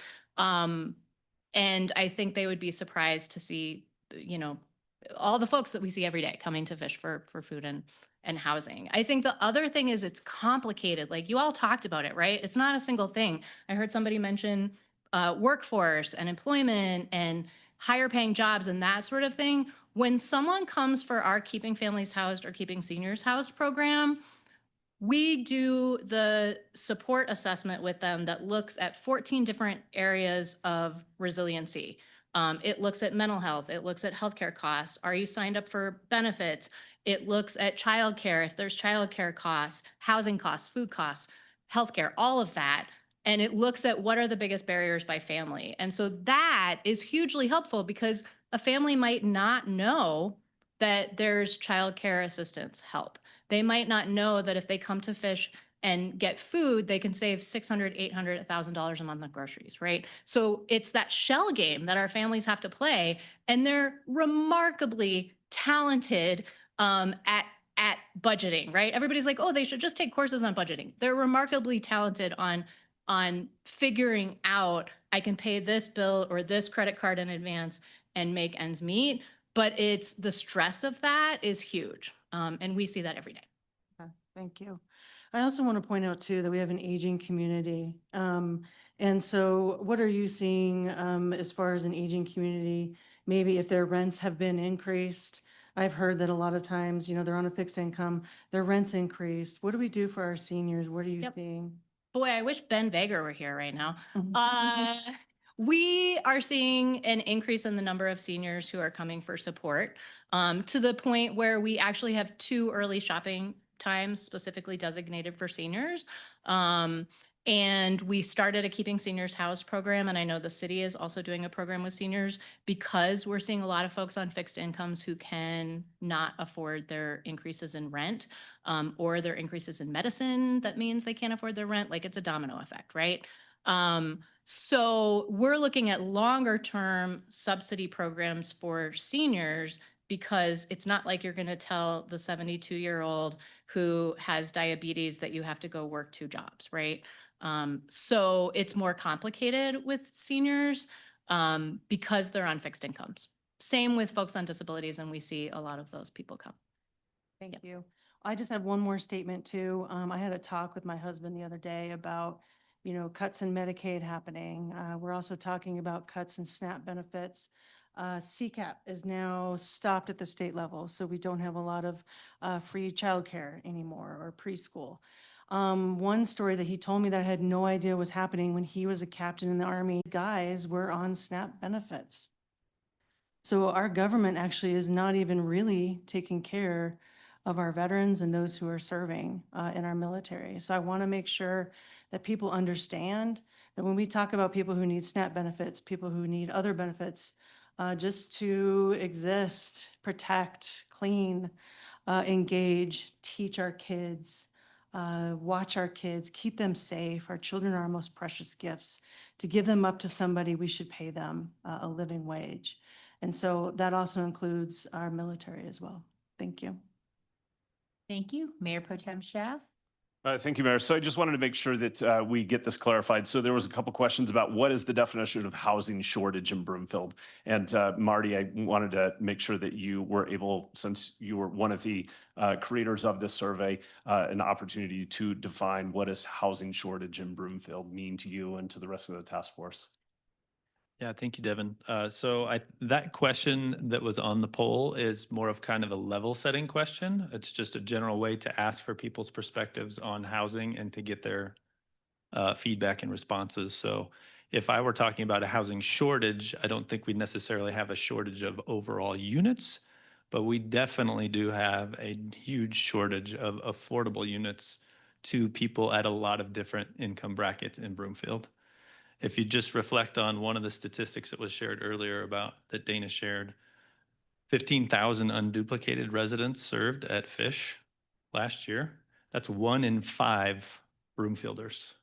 1 in 5. That's thousands of people, thousands of households affected. And that's super significant. So I think it's a housing shortage of affordable units, units that are affordable to people at many income brackets. Is how I would define that. Right. And, I think that differentiation that you make is important. I think that there was a point in time at which Broomfield was affordable and more affordable. Part of that was we did have more diverse housing in terms of the housing that we had at that point. And that continues to not be the case. We don't have that diversified housing that we once had. The first time I heard about housing in Broomfield was in a church. The second meeting about housing I attended was also at a church. The last 2 meetings I attended about housing were, yes, in a church. And so I'm curious, why are the Broomfield churches so interested in housing? And can you talk about your perspective and need churches are seeing within this Broomfield community? Yeah, I'm glad you brought that up, Devin. Thank you. Because churches have been, faith communities, local faith communities have been very involved in this effort at many different levels. And there are some clergy here present tonight with us in the room. And there are a number of reasons for that, but they are responding to some of this awareness raising that we've been doing, especially within on the ground agencies and what they're seeing. And as they've been hearing about this, they've been responding because as people of faith, it's kind of a no-brainer that we want to live in a community that embodies the parable of the Good Samaritan. I think that's a parable that's familiar to many of us. It's from the Gospel according to Luke chapter 10, and Jesus tells the story of this man who's walking along a road, right? And he falls prey to some robbers, and they beat him and leave him half dead. And then some people walk by, and the parable is about how people respond to that. And there's nothing in the parable or in the follow-up question that Jesus asks about why that person ended up in that situation or what did they do wrong in order to get attacked and beaten and left on the side of the road. The question is, who will become a neighbor for that person that's left on the side of the road? And that's the question that I have for my community tonight, is who will become a neighbor among us? What will we do with our structures formally, civically, and through faith communities and through nonprofits? What kind of community do we want to create in order to respond to that question? Who will become a neighbor to those of us who have fallen by the wayside on the side of the road, who are left for dead, and who don't have anyone to care for them? I think the response is that we need to be people that don't worry about ourselves in that moment, but that we try and take care of that need that that person has, and we offer a hand up. That's the kind of community that I have experienced in Broomfield, and I think when Broomfield is at its best, that is who we are. That when we hear about a need, we respond because we're Broomfielders and we take care of each other. That's the best part of this community that I've grown to love, and that's become my hometown. And so faith communities are a big part of that. There's a group that's been organized by Together Colorado. That's an advocacy group that's Broomfield United Methodist Church, which is represented here tonight, and many other faith communities are a part of in moving toward addressing these very real needs that we're talking about tonight. And I do just want to briefly touch on the point about living wages. That is a very real thing. We can talk about the market. We can talk about the need for truly affordable units, but there also is a very big gap between what employers are paying and what is needed to survive. And we're talking about what makes communities great. And oftentimes people nowadays are pointing to the 1950s as an era when the United States was truly great. And I would say, yes, in the sense that in the 50s, no matter what job you had, you earned a living wage. You could work at the grocery store, at the pharmacy, or you could work at a restaurant. And what you earned was enough to pay your expenses. That is not true anymore at all. There is a huge gap, a huge wage gap.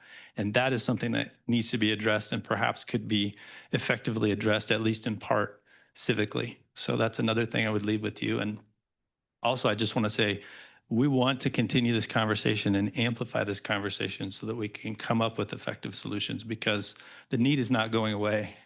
The need is there, and we need to respond before it gets worse. Thank you. And I would just, echo that last point that you made in terms of the conversation about the cost of living in Broomfield have been a conversation, and they will continue to be a conversation for those for Broomfields and those who work in Broomfield, who would like to live in Broomfield. Those are going to be conversations that have and will continue.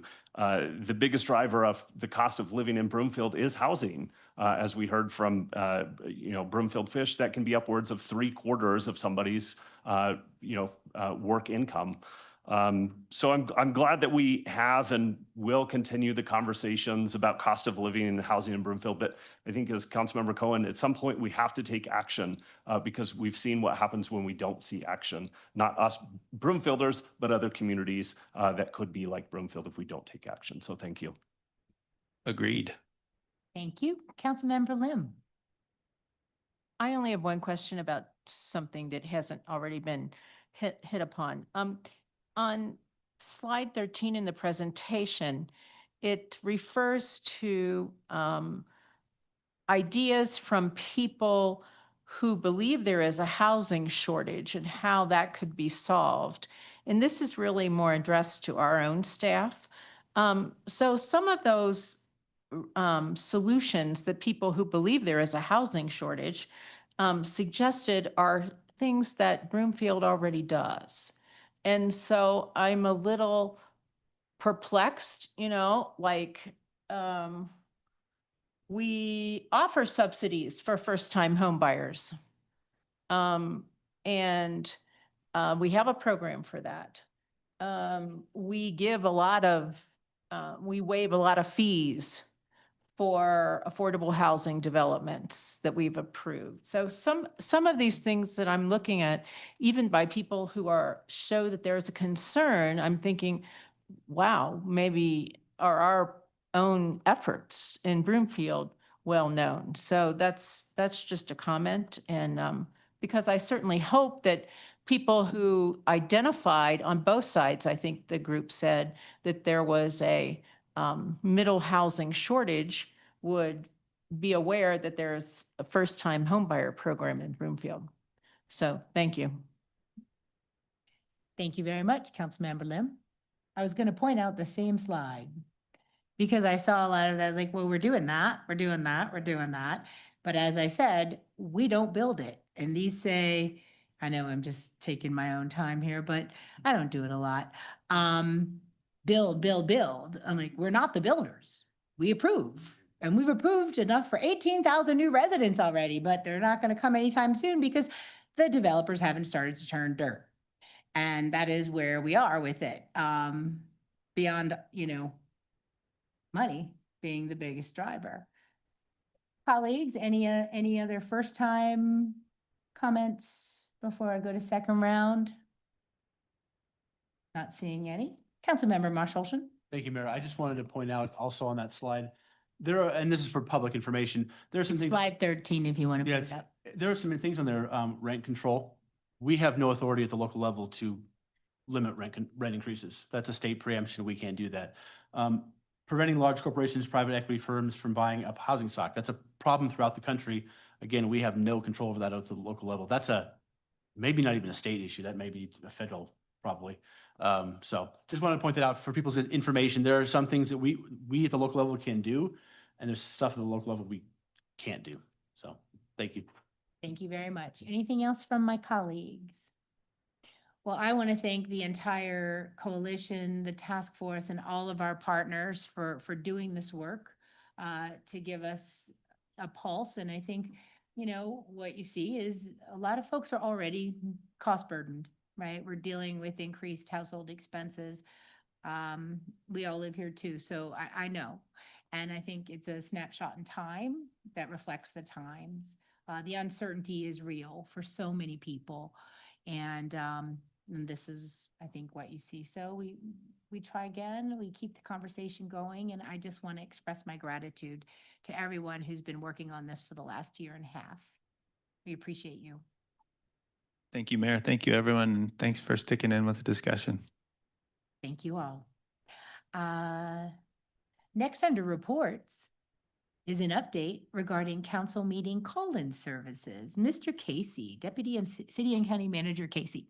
Sorry, Mr. Can you please start us off? Thank you, Mayor. I believe this will be pretty quick and probably not nearly as emotional as the last topic. We'll see.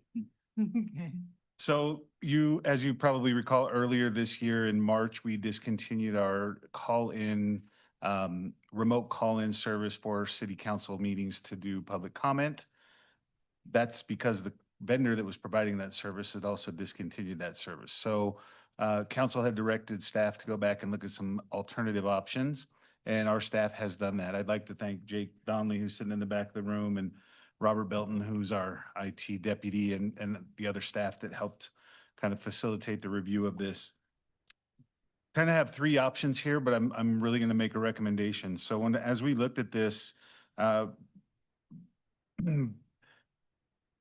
couple of the things we have currently. One is written in comments, so you can write an email and you can provide written comment prior to a meeting. That resides in a public document.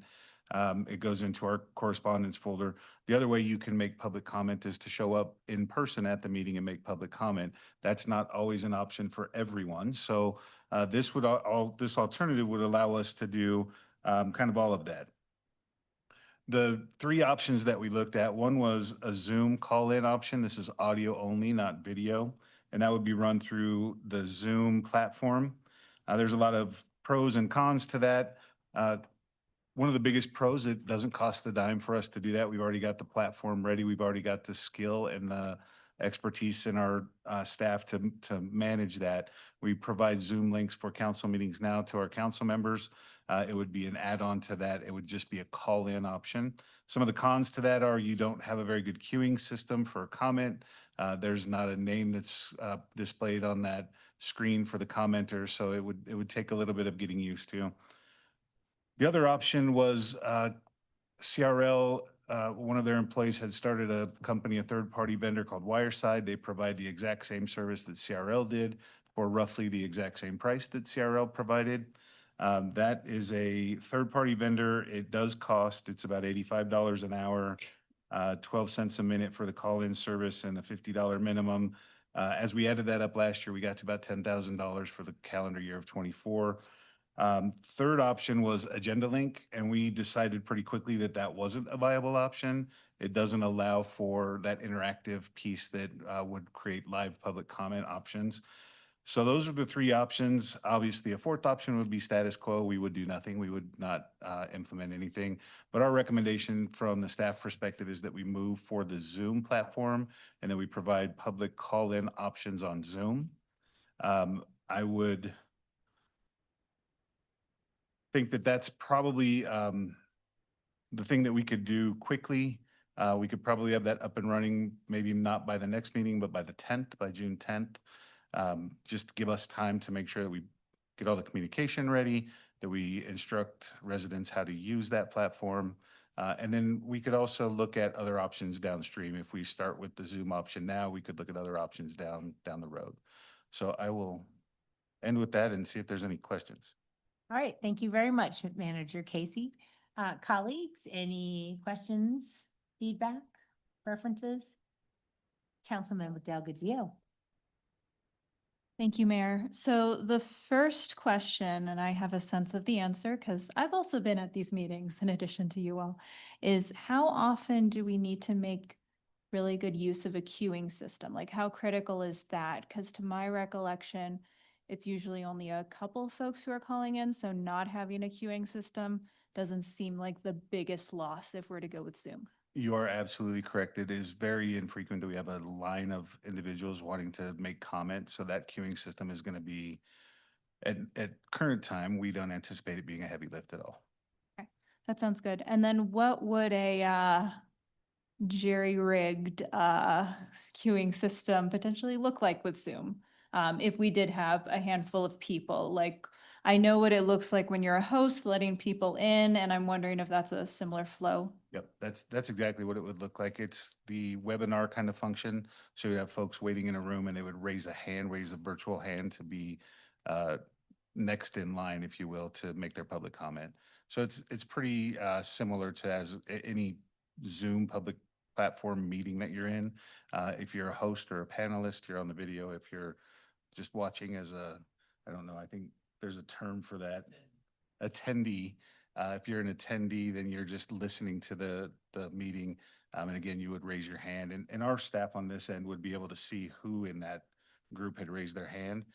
The problem is if they come back through and raise their hand again, we may not catch that. Don't know how big of an issue that would be either. Again, we would have to evaluate it over 3 or 6 or 9 months. Sure. Yeah, this definitely sounds like, I mean, using 80-20 principle, definitely sounds like we got the 80% with this, and then we'll cross that 20% bridge when we get there. So that makes a lot of sense. Your recommendation makes a lot of sense. Thank you. All right, thank you very much. Councilmember Cohen. Thank you, Mayor. I had a question regarding Zoom. What kind of information do residents have to give Zoom in order to participate, or is it open? I believe it's open and I don't know if I should phone a friend on this one, but Jake is shaking his head yes. So it's an open platform. I think all you have to do is put in your name and you enter into that meeting. You have to have the link to the meeting and then you can enter that way. There's no personal You information don't that's have to added. provide an email or? I don't think so. Yeah. Come on down, Jake. Jake Donnelly, the brains of the organization, on his way to the podium.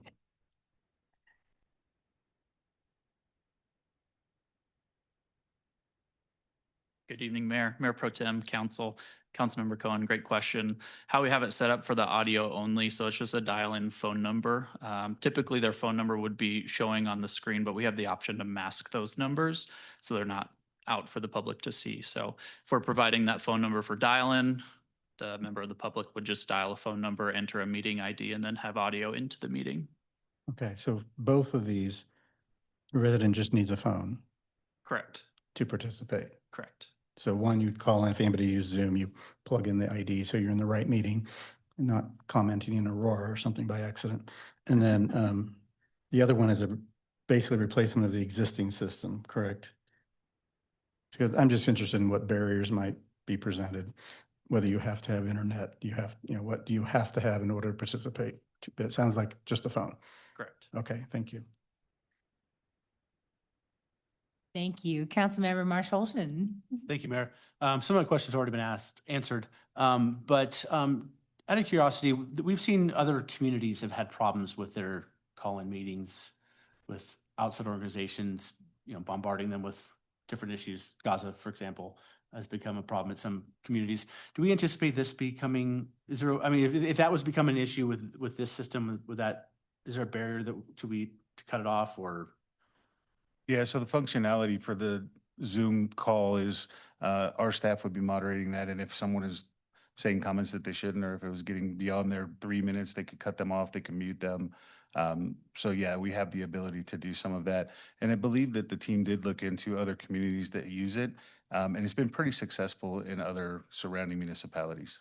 And does if we needed to do a queue, is there a mechanism for which the staff member that's monitoring it can chat with that person to?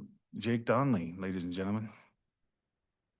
Yeah, Councilmember Marshall, thanks for that question. So right now we have the chat functionality turned off in the Zoom webinar.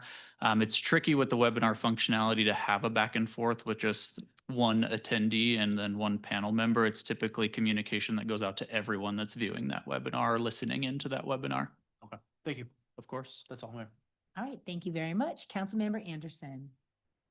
I just have one question about, I know we've done this in the past, and I don't think we ever had a plan for this, but when we have sign-up sheets in the lobby, when we believe there's going to be a lot of interest, is there, I think in the past, it's just a few in person and a couple on the phone, but they're not like in that same, there's probably no way to sign them up, so there's probably no answer tonight, but it'd be nice to know if there's a way for people to queue themselves ahead of time, the same way we're doing in the lobby here. So people have been waiting and are here in person, maybe have a priority if somebody just jumps on somewhere in the middle of the meeting. Just a thought, you need to respond to that tonight.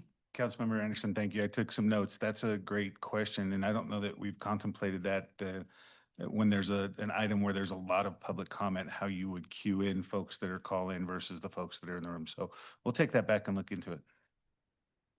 Well, it kind of made me think, Councilmember Anderson, of how the state agencies ask you to sign up to testify in advance, right? So they have an idea, but they also don't really preclude people from testifying who didn't sign up. And we don't usually require advance sign up, and I don't think we should. But I get what you're saying. Maybe there's a way to finesse it. Because when we did the old way, we would do 6 in person and then go to the phones for 1 and kind of go back and forth that way, so that we provided somewhat of it. But there was never really that many people online, which tends to be the case. So sorry about me butting in again. Anyone else? Any feedback? So are you guys okay with us giving the Zoom a try? Okay. Thank you very much. And thank you, Jake, for your due diligence on this new project. And I look forward to starting it around the 10th. Perfect. Thank you. Thank you. All right, next under reports, our city and county manager, our deputy city manager, Burton Zeddy.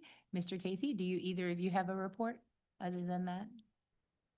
And city and county attorney Rogers, do you have a No, report? thank you, Mayor. No, not tonight. Okay, thank you. Council's consideration of the consent items is next. The clerk will read all of the consent items by title, and there'll be one opportunity for public comments and council questions and comments. Will the clerk please read agenda items 6A through 6E by title? 6A, approval of minutes for the regular council meeting of May 13th, 2025. 6B, proposed resolution number 2025-89, approving the construction agreement between the city and county of Broomfield and Star Playgrounds, Inc. for the 2025 playground replacement project. Proposed resolution number 2025-90, approving the construction agreement between the city and county of Broomfield and the Play Well Group, Inc. for the 2025 playground replacement project. 6C, proposed resolution number 2025-84, approving the appointment of Heather Drake, Kate Taggart, and Rick Merkel to the Flatiron Improvement District's Independent Board of Directors. 6D, resolution number 2025-97, approving agreements with Jefferson Academy for the use of services expansion fee funds for track improvements. 6E, proposed resolution number 2025-94, delegating signature authority to the city and county manager to execute construction agreements for the State Highway 7 interim widening from I-25 to Sheridan Parkway project. Thank you very much. We'll now proceed with public comments on consent items. If anyone would like to be heard, please make your way to the podium. Not seeing any. Oh, you're making your way down. Sorry, I thought you were leaving. No, don't leave. Come back. I really didn't. I'm sorry. My name's Tim Matlick. I'm the Executive Director at Jefferson Academy. And thank you for allowing us to be here tonight, Mayor, Council, city staff. I just want to say, I love your city staff. They, I don't care whether they're working on the bridge over the highway or the railroad track, or they're working on the track that we're working on now to support the county. They're just always great to work with. They always come to the table. They're always helpful. And we love partnering with Broomfield. We have several different facilities where we're able to get the community members in. So just want to, I know it's not about the track tonight. I just wanted to say thank you to your staff because they're amazing. Thank you very much. I agree. Anyone else like to be heard before I move on? All right, well then, does any member of council have any comments on these agenda items? Councilmember Lim. I just had a few questions that were raised by a resident that I thought were worth clarifying in public. On the playground replacement B.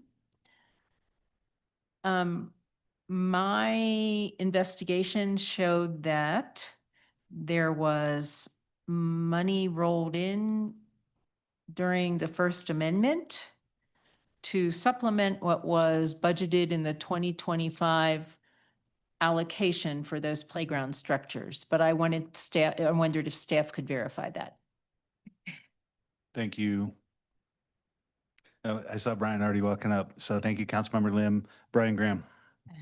Thank you. Good evening, Mayor, Mayor Pro Tem, Council, and City Leadership.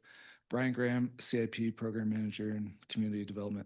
That is correct. So the initial 2025 budget for the playground replacement program is $900,000. We did roll approximately $88,000 from 2024. So it is an annual program. Those additional dollars allow us to complete, 4 playgrounds this year. Thank you. And on E, we are being asked to expedite the process for State Highway 7. The memo noted that it had been delayed because of some CDOT questions. So I understand the urgency to expedite this so the costs don't go up any further. If we do give the city manager the authority to sign off on this, then the question was, what if the costs come in over budget? So I thought through the residents' questions and I thought I can't answer that for sure. So I thought it was good to bring up. From my perspective, there are a couple of different alternatives, but the resolution that you're being asked to approve does limit the amount that the city manager would be authorized to utilize in executing construction agreements. And again, those are it's a construction agreement with a contractor as well as a construction management agreement. If bids come back in higher, and we were anticipating actually to have those were originally due on May 23rd. We facing another delay from CDOT, who asked us to push back that bid due date from May 23rd to, I think, June 6th, so 2 weeks. CDOT asked for that, so we've done that. Bids are now due on June 6th, which makes this resolution even more important, allowing us the opportunity, and certainly cannot guarantee that we'll be able to complete this project this year. We're asking, that we're able to control what we can control, which is everything outside of CDOT's world, and allow us to expedite this procurement, and contract resolution process. But to answer your question, if, the resolution doesn't allow for a remedy, if bids come back in higher than the budget and what is authorized by the resolution. If bids do come back, I believe, unless we're able to come up with a different solution with our finance or CMO, that means we would be back to you at a future date, and that project would be most likely delayed until spring 2026. Okay, thank you. Thank you. Any other comments or questions from council? Seeing none, is there a motion by council that consent items 6A through 6E be approved? Councilmember Delgadillo. So moved. Thank you. Is there a second? Councilmember Marshall. Second. Thank you. Is there any discussion? Seeing none, council, please cast your vote electronically. I'm looking on the Zoom and council members Wynn and Ward are not on, so we're not going to count them. They're both out of the country, so I was really surprised if they were on. So council, please cast your vote electronically. All council members have entered their vote, and the results will be displayed on the screen. Back. Coming, it passes 7-0 to, you know, but you don't get to, I don't know, it's coming, right? It is coming. So you can see it eventually is not coming up. Mayor Pro Tem's vote didn't log. Oh, sorry. Colors. Oh. Went from white. So now now let's try it.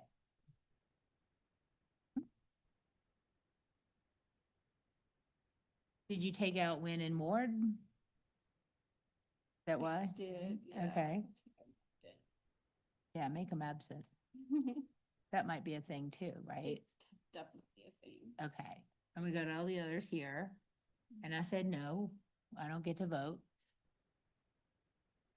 There we go.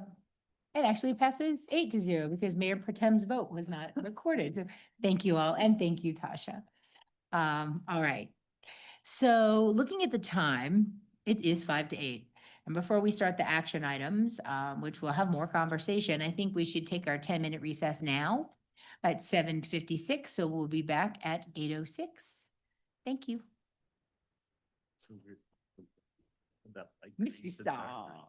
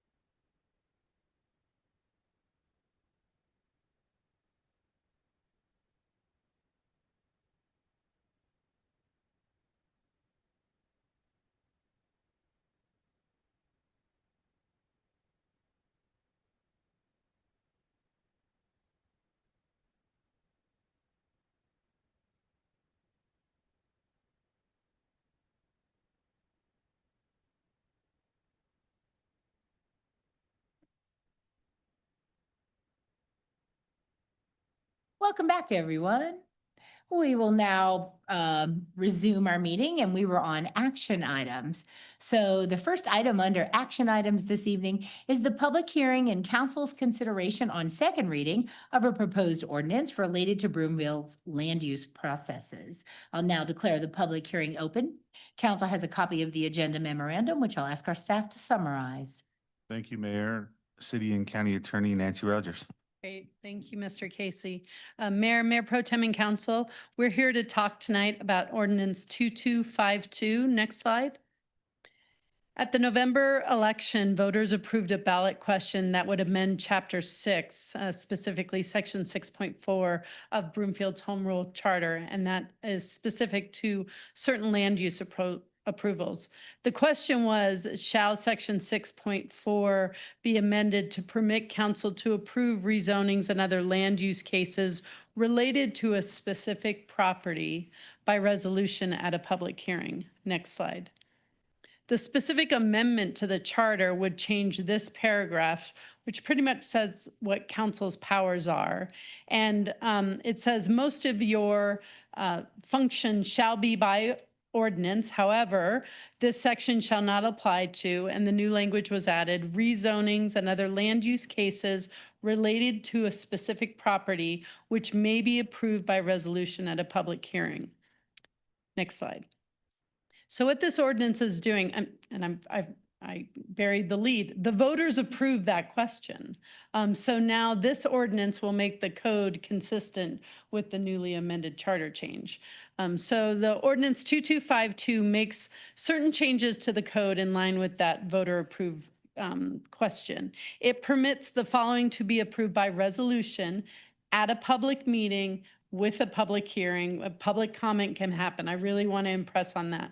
A rezoning for a specific property, a vacation of a preliminary plat or a final plat, a vacation of a right-of-way that's included with a land use approval. We also took this opportunity, since we were doing a cleanup in the same space, to clarify that references to the zoning ordinance or zoning ordinances refers to the zoning code. We more commonly use the term zoning code than zoning ordinances. I want to be clear that this code change does not remove any notification requirement. It doesn't remove any public hearing requirement. It doesn't eliminate the notifications to the neighbors, any sort of requirements, and definitely does not remove council's approval power at a public meeting. The other thing I want to point out is I tried to emphasize that this was related to a specific property. Council might recall that we've had a handful of land use cases where the developer is coming forward and it's multiple items for council to consider: a site development plan, a PUD amendment, maybe something with the plat, and also you have a rezone. Well, 3 of those can be approved by resolution today. The 4th would have to be approved by ordinance. So we'd have 2 meetings. And staff believe that was actually confusing for the residents because they weren't sure which meeting to come to. It wasn't clear to them why this matter was on 2 meetings when the vote on what they were considering the site development plan was at the first meeting. So we think this will help streamline and make our land use decisions and hearings a little bit clearer. And just again, if I can just reiterate it one more time, still a public hearing, still notification requirements, still getting public comment. Thank you, Mayor. Thank you very much, Ms. Rogers. We'll now proceed with public comments. Would anyone like to be heard on this item? Now's the time. You can close out the slides, Curtis. Seeing none, any council questions or comments? All right, then, there being no further questions, the public hearing is closed. Next is council's consideration of proposed ordinance number 2252. Will the clerk please read the proposed ordinance by title? 7A, ordinance number 2252 to amend the Broomfield Municipal Code, Titles 16 and 17 to address charter amendment changes relating to Broomfield's land use processes. Thank you. Is there a motion to approve the ordinance on second and final reading and order it published by title? Councilmember Leslie. Thank you, Mayor. I move the ordinance. Thank you. Is there a second? Councilmember Marshallson. Second. Thank you. Is there any discussion? Seeing none, council, please cast your vote on ordinance number 2252. Hinkle, is yours working? Needs to go to green. Now it's working. All right, all council members have entered their vote and the results will be displayed on the screen. And it passes 8-2, spoiler. All right. 8-0. 8-0, sorry. Oh, they're not here. That's right, thank you. Thankfully, we have this screen. All right, so thank you, Ms. Rogers. Next under action items this evening is council's consideration of a resolution approving an IGA between the Broomfield Housing Alliance and the city and county of Broomfield. Council has a copy of the agenda memorandum, which I'll ask our staff to summarize. Thank you, Mayor. And we have our Housing Policy Manager, Sharon Tessier. Thank you, Deputy City Manager, Mayor, Mayor Pro Tem, Council, City Attorney. Thank you for this opportunity to be in front of you. I am humbled after the earlier conversation, and I'm just grateful to be here. So next slide, please. So I'm going to talk about this timeline, but I'm going to kind of paint the story, and I'm not necessarily going to go step one, step two. So nearly a decade ago, Broomfield City Council established a housing advisory committee, which created the inclusionary housing ordinance to fund housing development. In 2021, council invested $3 million for BHA's first 3 years and to launch the Broomfield Housing Authority, which opened its doors in 2022. Since then, BHA has successfully taken over as the Housing Authority and is in the throes of doing some really amazing work advancing multiple initiatives. For example, groundbreaking housing development called the Grove at Cottonwood, stay tuned, purchasing a townhome that is rented as an affordable unit, land acquisition opportunities for future affordable housing, and the housing voucher programs. They're kind of giving Broomfield a name because we became a county kind of late in the game, so we didn't get the same number of housing vouchers, and BHA is up there rallying for our community. They've also built strong community partnerships to advance housing goals. So following the initial 3-year investment, staff provided an additional $400,000 in 2025, which you just passed in December of 2024. Housing Authority may require up to a decade to build substantial capital and portfolios. Surrounding counties with established authorities demonstrate that sustained funding, hard work, and relationship building successfully deliver housing affordability. Next slide, please. So BHA comes to us today requesting 2 more years of investment from the city and county of Broomfield in the amount of $1 million split equally between 2 years, starting in 2026 and ending in 2027. Staff is here to seek guidance from council as to whether funding will be granted to BHA, and if so, whether the entire or partial amount of funding is in everyone's best interest. Next slide.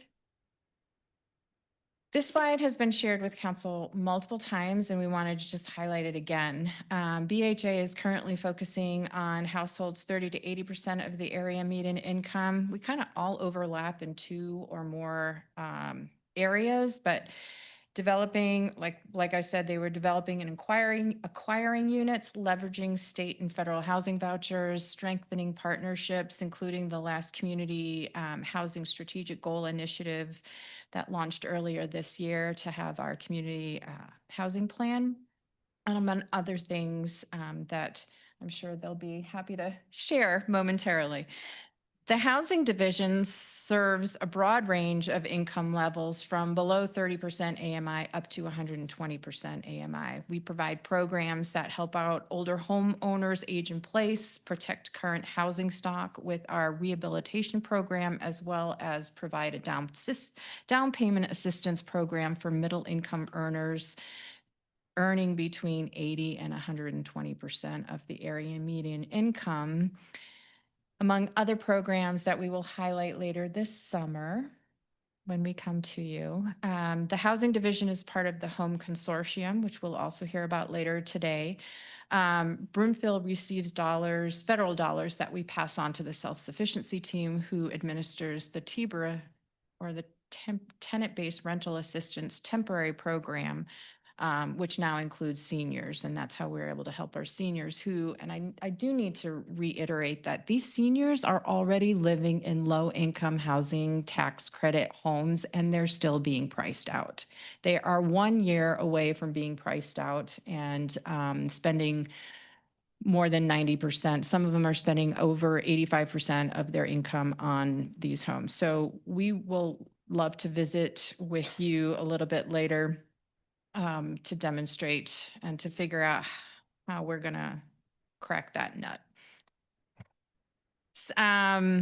The Broomfield Department of Human Services primarily supports 0 to 30 and some 30 to 60 and some 60 to 80, depending on, you know, the multiple grants that they receive and funding allocations.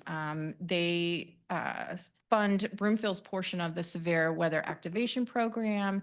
They offer the nonprofit grant via that mill levy that was discussed earlier. And they also connect residents with benefits, resources, and referrals internally and externally in this entire community. Next slide, please.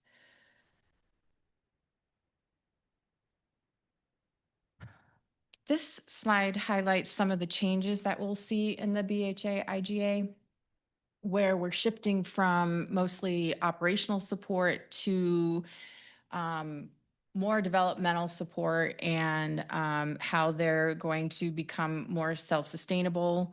Additionally, in this IGA, BHA will have everyone under their purview. They will be paying salary and benefits to the one remaining employee who is an employee of CCOB, but by July 1st, voluntary movement from CCOB to, and it's a good thing, she'll be quitting CCOB and becoming a formal employee of BHA. So that'll happen and once that happens, CCOB will provide the $50,000 when the transfer occurs. The other changes that are pretty poignant to point out are that BHA will incorporate their work plan that details revenues generated and anticipated by BHA. BHA's financial support will be generated based on the availability of funds that come from the Broomfield Housing Development Funds. The upfront costs for development or purchase of existing homes to be made affordable on a more permanent basis. Am I reading that? Yes, yes, yes. Construction or rehabilitation of units. So they're just basically showing what they're doing and how they're doing it to become more self-sustaining. Next slide, please. Ongoing investment into BHA is essential to continue the support the estimated 25% of Broomfield's population that is facing housing cost burdenship. BHA's current request is $500,000 for 2026 and $500,000 for 2027. And the funding support would continue to come from the Housing Development Fund. Next slide, please. Here are the most current revenue, and this is on your memo as well, that all the programs that you see currently in 2025 at the top line, that is our current programmatic expenditures, if you will. And then in 2026, we are proposing, and I'm kind of giving you like planting a seed, but I feel like it's been planted already. Maybe I'm watering it and you guys are the sunshine. So, you know, we are looking at, you know, the seniors who are currently on the TBER program, they're going to be coming off the TBER program with no safety net. And we are looking at it would be approximately $200,000 more per year to cover the cost of those seniors who are coming off of that program to something more permanent, a local housing voucher, if you will. And you see further down, like, you know, at the bottom, the balance after the 2 years of support to BHA and just 1 year of our programs is about $1.7 million remaining. If you took the 2 years programs, we'll have about $1 million remaining at the end of 2027. Next slide, please. So next steps, the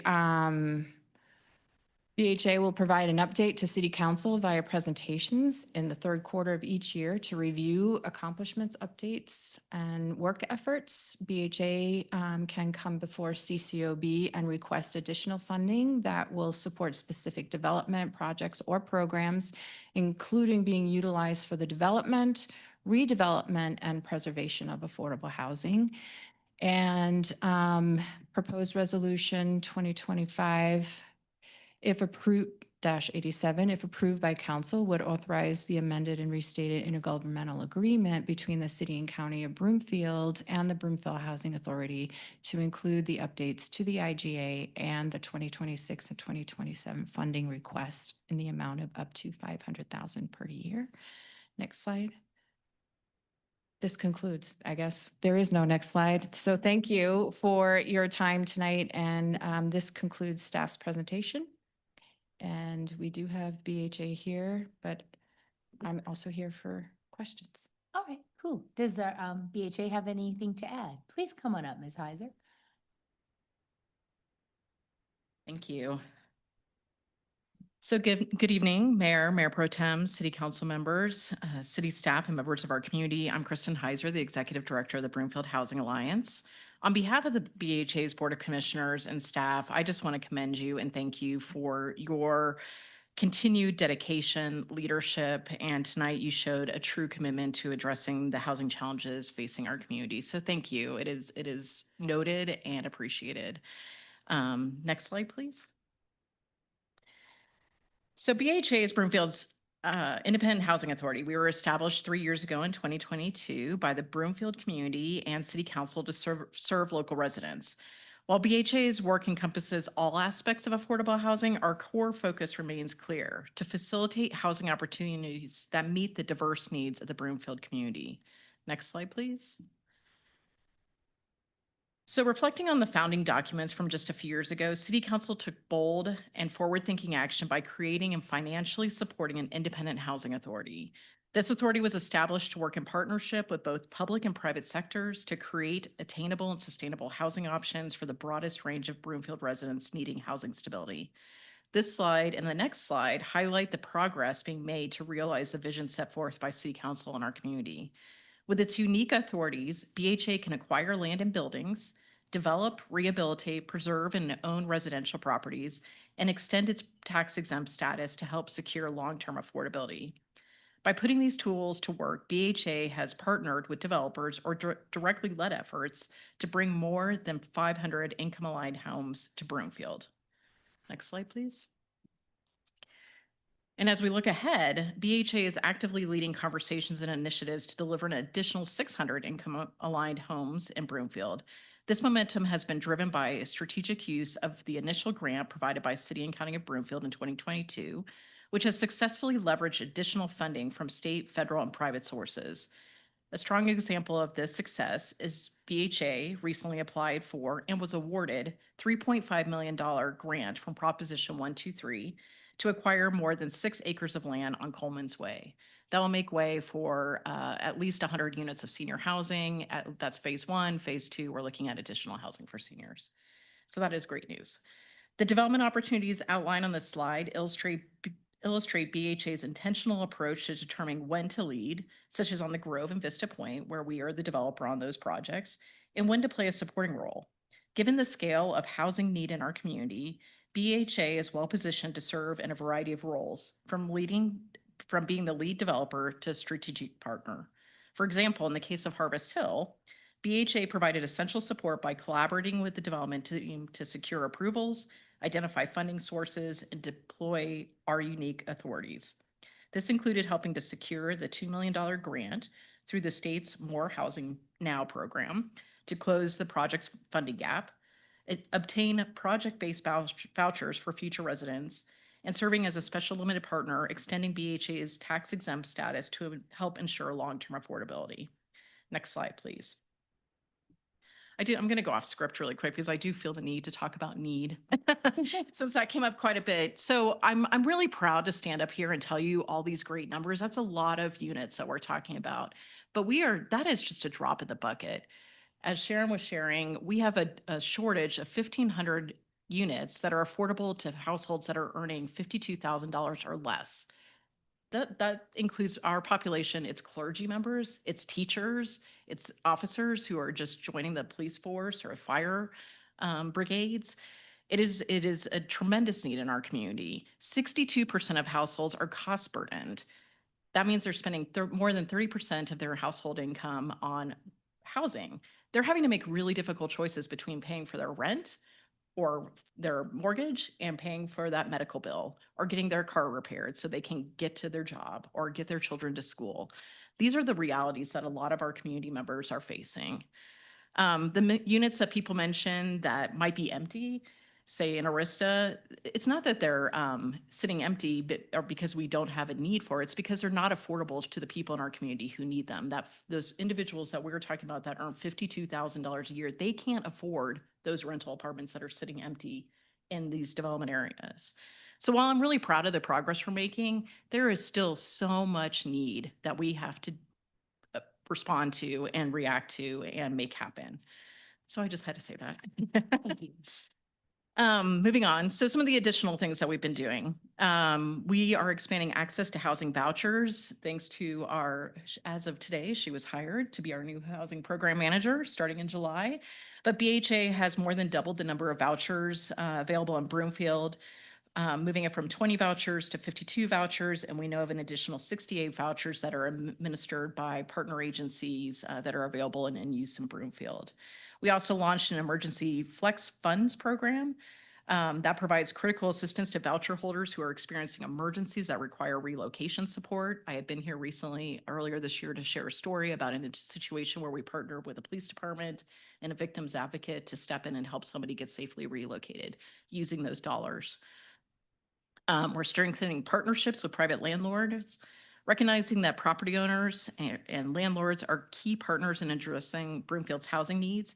BHA established and actively maintains the Broomfield Landlord Network. This initiative offers quarterly educational sessions and networking opportunities to support landlord engagement. We're fostering innovation through education and workforce development. A recent newsletter shared a story about we are in partnership with Broomfield High School's construction program. We are supporting the creation of accessory dwelling units that will be made available to local homeowners. This program also introduces students to career paths in the construction industry and skilled trades. We're helping convene the Broomfield Housing Solutions Forum, along with other housing advocates, many of them who are here tonight. We help facilitate a monthly gathering, which brings together over 40 agencies, faith groups, and housing advocates to align our efforts and coordinate on housing-related initiatives. And finally, at the urging of our mayor, BHA led the effort to develop the Housing for All comprehensive housing strategy for Broomfield. To learn more about that, visit www.broomfieldhousingforall.org. Moving on to the next slide, please. So just to talk about our financial standing, we are steadily strengthening the financial foundation of the organization. As of March, at the end of the first quarter, BHA maintains $1.6 million in cash reserves. That's more than half of the original seed grant provided by the City and County of Broomfield. These reserves are critical to ensuring BHA remains attractive to investors and financially bankable as we pursue project financing. To date, BHA holds $5.6 million in total assets. We're also pleased to share that we are just days away, it's less than a week away from our financial close on the Grove. Upon closing, we will receive $500,000, representing the first installment of the developer fee, as well as reimbursing us for our pre-development investments, which came in to close to $1 million. These funds will immediately be reinvested in the pre-development work required to see the Vista Point homes come to reality. This exemplifies the true value of a local housing authority. Every dollar we earn is invested and reinvested right here in Broomfield, and it's to advance BHA's mission and to meet the needs of the Broomfield community. Next slide, please.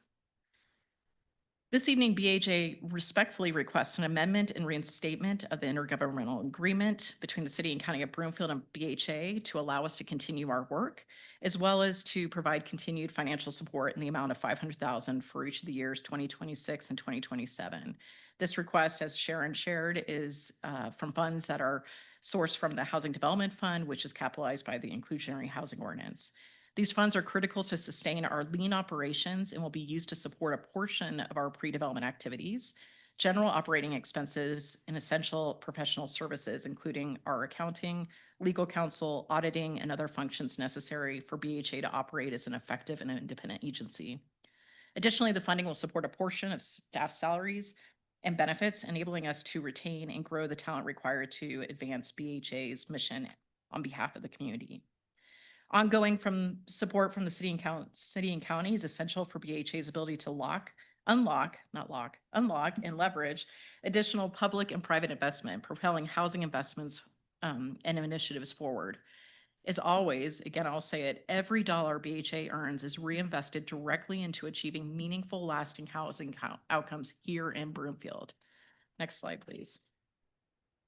And I do want to speak to looking forward. We are just as committed to being financially independent and stable moving forward.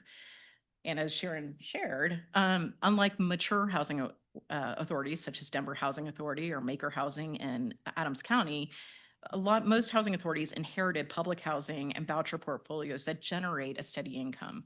BHA started without these foundational assets. It's common for a newly formed housing authority to rely on local government support for a decade or more. BHA, in just 3 years, is following a similar path and requesting. So BHA is following a similar path of requesting ongoing operating support to allow us to continue to do our work. Previous conversations, I've been asked, like, what is the number of units? What is the number of properties that we need to have to become self-sufficient? There's really no clear answer to that. Sustainability depends on building diverse and reliable revenue streams, and every decision we make is grounded in that goal. One area of active development is grant and philanthropic funding. This past year, we established a nonprofit arm to expand these efforts. However, most grant dollars are tied to projects and programs, not core operations. BHA remains fully committed to reaching long-term financial independence as quickly and as responsibly as possible. Next slide, please. And finally, that's it. So once again, thank you for your continued support and steadfast commitment to income-aligned housing. I'm happy to address any questions that you have. Thank you. Thank you very much, Ms. Heiser and Ms. Tessier. We'll now proceed with public comments on this item. If anyone would like to be heard, please make your way to the podium. State your name and neighborhood for the record and limit your comments to 3 minutes, please. Short people have to adjust this. Sandy Anderson, the Broadlands, Mayor Pro Tem, Council, City Leadership. I want to just say, I know it's hard to listen to me and me look at you, but you guys are doing a phenomenal job, seriously. And for all the financial revenue metrics, there's a whole host of what I'll call soft metrics. The diversity of our city, the diversity of the people in our city for the jobs that they hold, the children that are coming into the city, the vibrancy of the tax dollars that they spend in our city. It is a whole ecosystem that is not easily measurable on the stats that you present to us. So I just wanted to acknowledge all those other things that can't be measured, and thank you for what you're doing. Thank you. James Engelbrecht. Thank you, Mayor. Thank you, Council. Thank you, staff. Just wanted to make the statement that lest you forget that not everybody believes that more programs, bigger government, more taxes, as the earlier discussion, is the resolution of the problems. And what I see is a council and a group who have the view that, yes, government increasing taxes, an additional $500,000 a year is going to achieve nirvana. Unless you get trapped in breathing your own exhaust, not everybody believes that. Not everybody believes, as this group of cheerleaders, for what they're asking for. Not everybody believes that. And I took my time just to make sure that you hear that. Not everybody believes that same way. And you get lost perhaps in, lack of a better term, the exhaust that you amongst yourselves churn, and voila, 500,000 more a year, 500,000 more a year, 5% or 0.5% sales tax increase. Think about, there are others out there, and we all have our view of what is right and the proper government action and function, and those that grow and grow and grow and grow. So that's my 2 cents. And then I have a question on the consent agenda. I don't anticipate an answer tonight, but 2252, the discussion, full, people could comment if they had wanted to. Why is the consent agenda so important? Why not the quick 2252 that you resolved so quickly tonight? Why can't those items be discussed prior to this wholesale agenda? What happens with wholesale agendas, things get buried, things get stuck in. The transparency and the suspicious mind might say, no, let's talk about each one again and then make our second approval. Thanks again for listening. Thank you very much. Hi, Carol Lee Jackson, Ward 3, and thank you all for being here. It's getting late, but thanks for a few more comments. I just want to share my support for BHA and what they're doing. If we're talking about a healthy housing continuum, as the discussion was leaning towards earlier this evening, having that diversity, meeting people where they're at, we need to serve everyone in our community, not just those who are affluent, not just those who own homes. And BHA is committed to that. What they're proposing tonight is a drop in the bucket compared to their costs for developing, pre-development, all of the work that they're doing. And this is minimal. This is easy. So thanks. Thank you very much. Would anyone else like to be heard on this item? All right, I'll go to council questions next. Any questions from council? Mayor Pro Tem, Councilmember Hankel beat you. For my chinny Jen Jen. Ms. Heiser, do you mind answering just one question for me?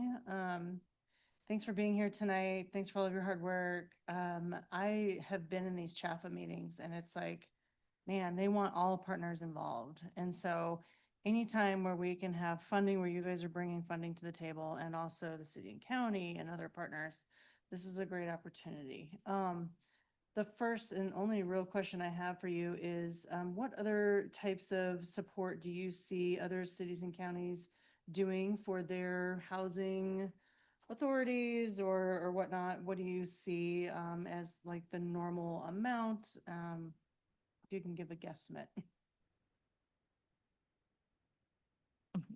Trying to think how to answer that. So first of all, I would just commend Broomfield for doing a lot by establishing the inclusionary housing ordinance, establishing the housing development fund, trying to find a source to provide gap funding to support the programs that the housing division,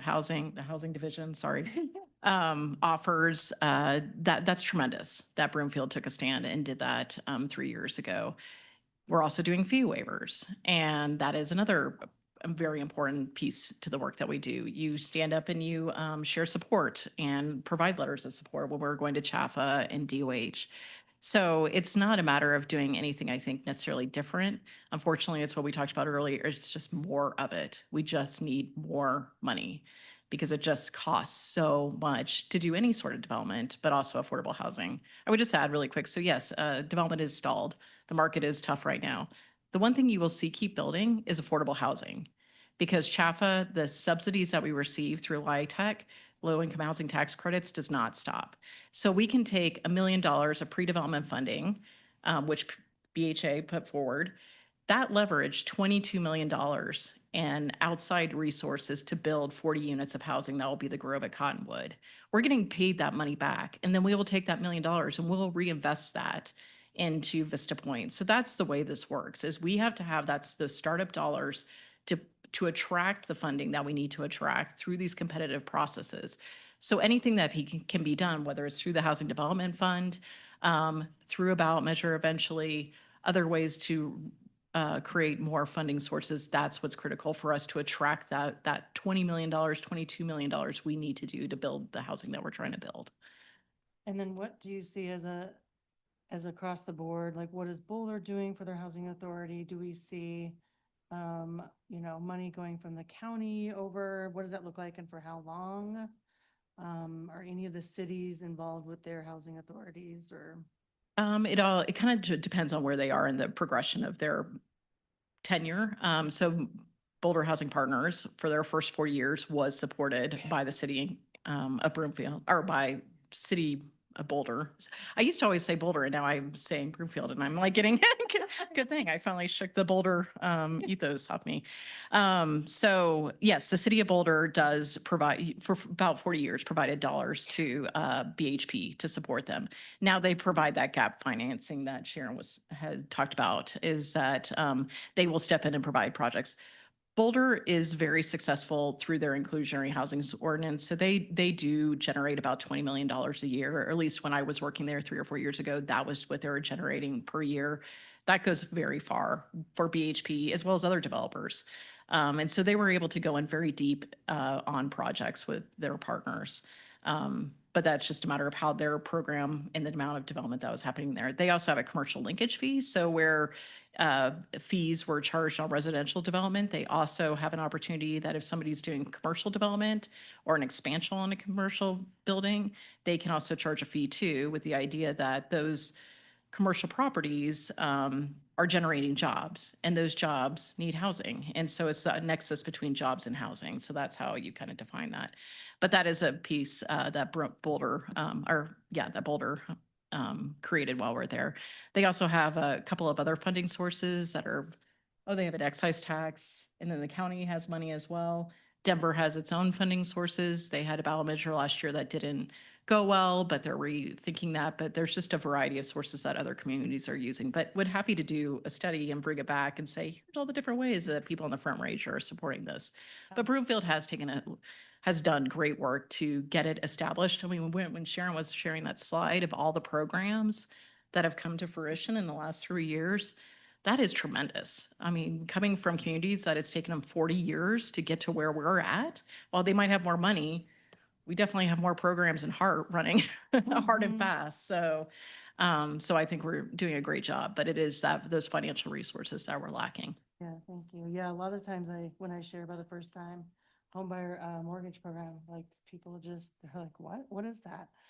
So we are being innovative, we're moving forward, and I just really appreciate it. Mm-hmm. Thanks. All right, thank you. Mayor Pro Tem Schaaf. Thank you, Mayor. So, between the earlier conversation and this conversation, there are two things I think that remained. There is a lack of agreement on the magnitude of the problem, but I think there is at least agreement that there is a problem and the solution to that problem. So I think that those two remain, and there's a lack of agreement. You mentioned the housing needs assessment, and I believe that demonstrated the housing needs for the Broomfield community at that point in time, which I think was 2021, if I'm not mistaken. But since then, that need has then grown. And so what is the problem that is being addressed by BHA and the housing programs? Well, I'll just start with saying, unfortunately, we're never going to catch up to meet the need fully. I mean, it's just because of the market, because of capitalism, because of all that, we're always going to be chasing to address this need. And so what BHA is doing is trying to create diverse housing options that meet the unique needs of our community. So for example, one of the communities that our neighbors are individuals, adults with intellectual developmental disabilities. We are creating 40 units of housing to specifically serve their need. The next project that we have developed or that we're going to be developing is Vista Point. Those are family housing units. We have a tremendous need for single parents in our community who are looking for affordable housing and services and programming to support them to work towards their self-sufficiency. So we're going to create housing that addresses that need. The next one is senior housing. So we're really trying to be BHA is trying to be very specific in understanding the true needs of our community at a very individual level and developing housing and programs and services that serve the whole person. So it can be stable and live in housing that they can be proud of. Somebody mentioned dignity. Live in housing that provides dignity and gives them a safe space to work towards their own success and thriving in life as they define it.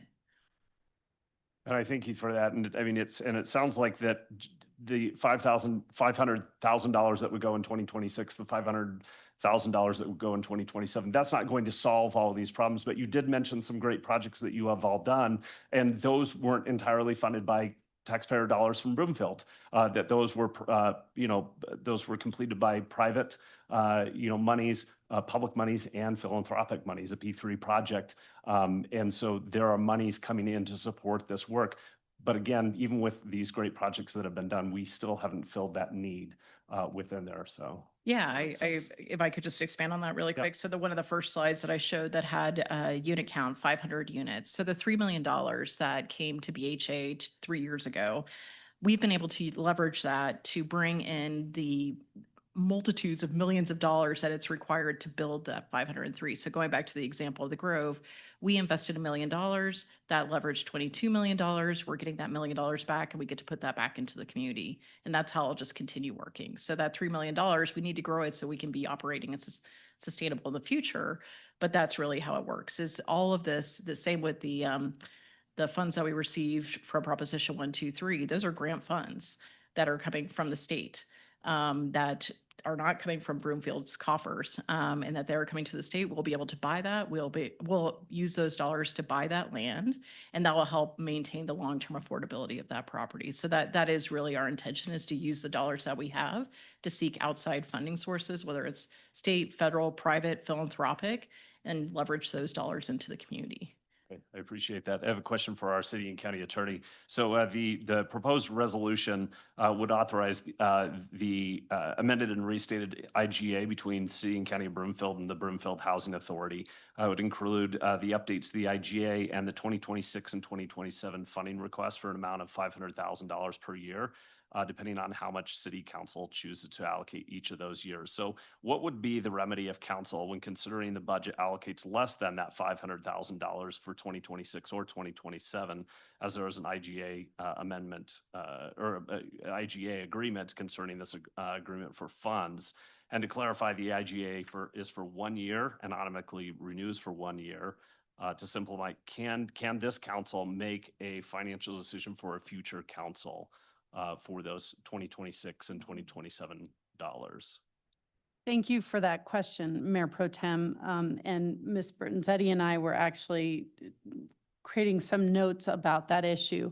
So to be clear, tonight what council is approving or asked to approve is an amendment to the IGA. And in that amendment, it says that subject to the budget process, subject to further consideration, Broomfield intends to fund the BHA of up to $500,000 a year. So we have sort of two items, one that's more of a info item, direction from council, one that's the vote. The vote is the approval of the IGA, but the IGA does not promise Broomfield or a future council to the $500,000 funds.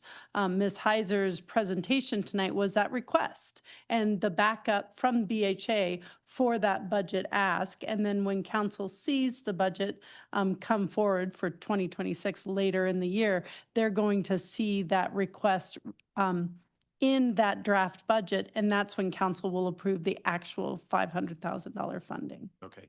And the same would take place in 2027. Perfect. That was going to be my follow-up question.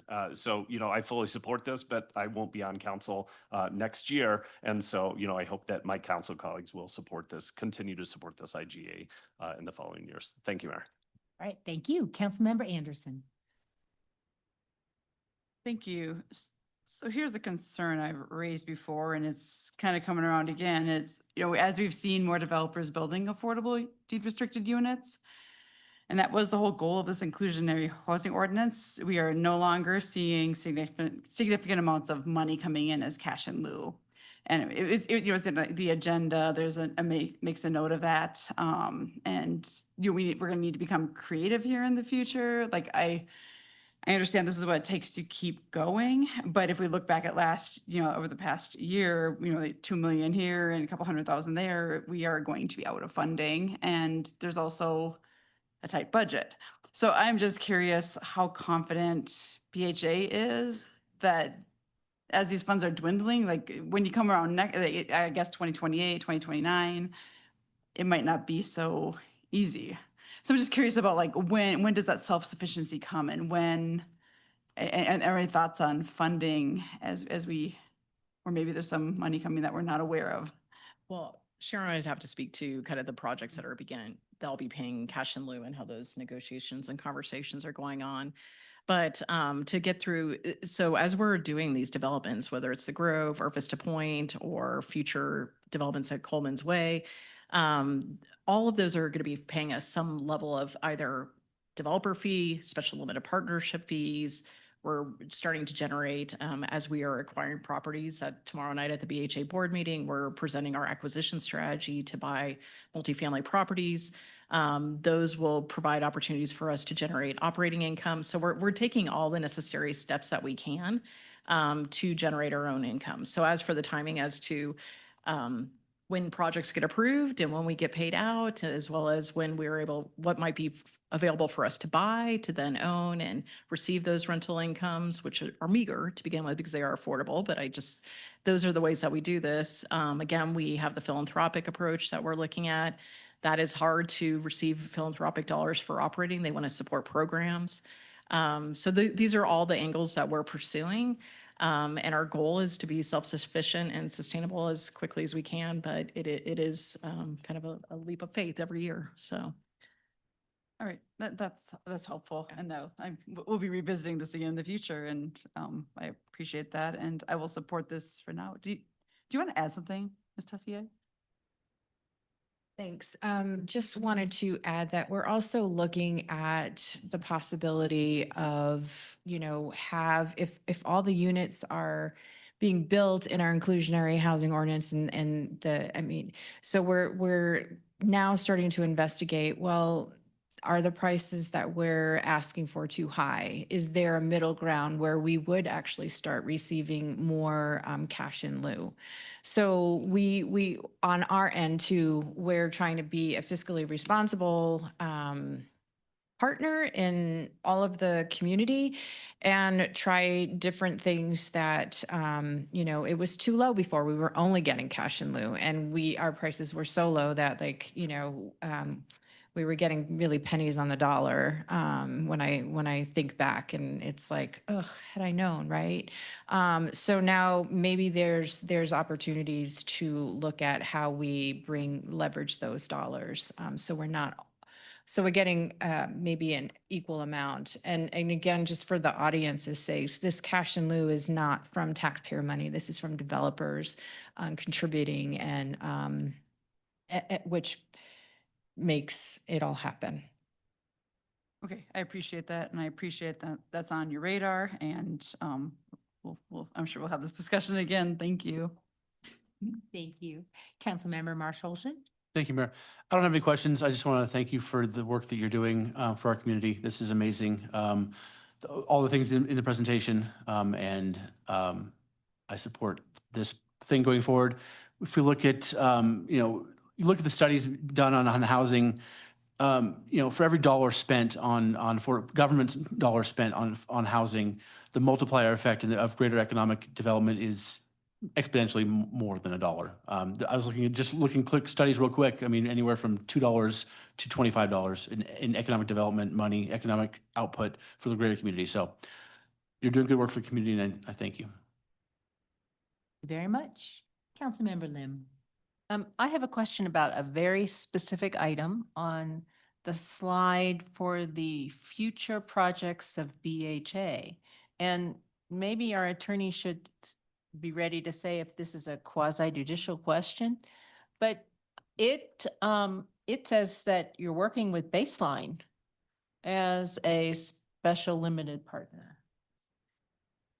Can I clarify really quick what we meant by Can that? we rule on that? Yeah, there's no application on that, so it's not quasi judicial. So Okay. go ahead. Thanks. Yeah, so since BHA was initiated in 2022, we've had multiple conversations with Baseline, and it's always been the assumption that BHA would be a special limited partner in whatever affordable housing outcome is up there. We looked at it ourselves. We weren't able to make a pencil with the pilot that is up there. My understanding is that they have an RFP that is out right now that they are looking to select an affordable housing developer.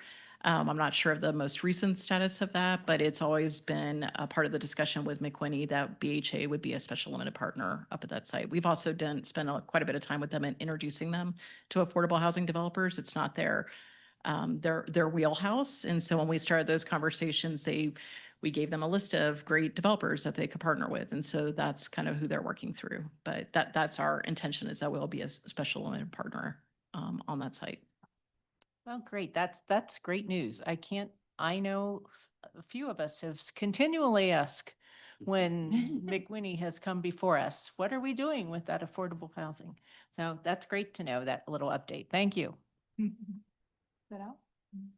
Any other questions from council? All right, seeing no further questions, next is council's consideration of proposed resolution number 2025-87. Will the clerk please read the proposed resolution by title? 7B, proposed resolution number 2025-87, approving an amended and restated intergovernmental agreement between Broomfield Housing Alliance and the City and County of Broomfield. Thank you. Before asking for a motion, I want to remind everyone that this item contains an intergovernmental agreement which requires 2/3 approval of council. Is there a motion to approve the resolution? Councilmember Henkel? So moved. Thank you. Is there a second? Mayor Pro Tem Schaaf? Second. Thank you. Is there any discussion? Seeing none, council, please cast your vote electronically.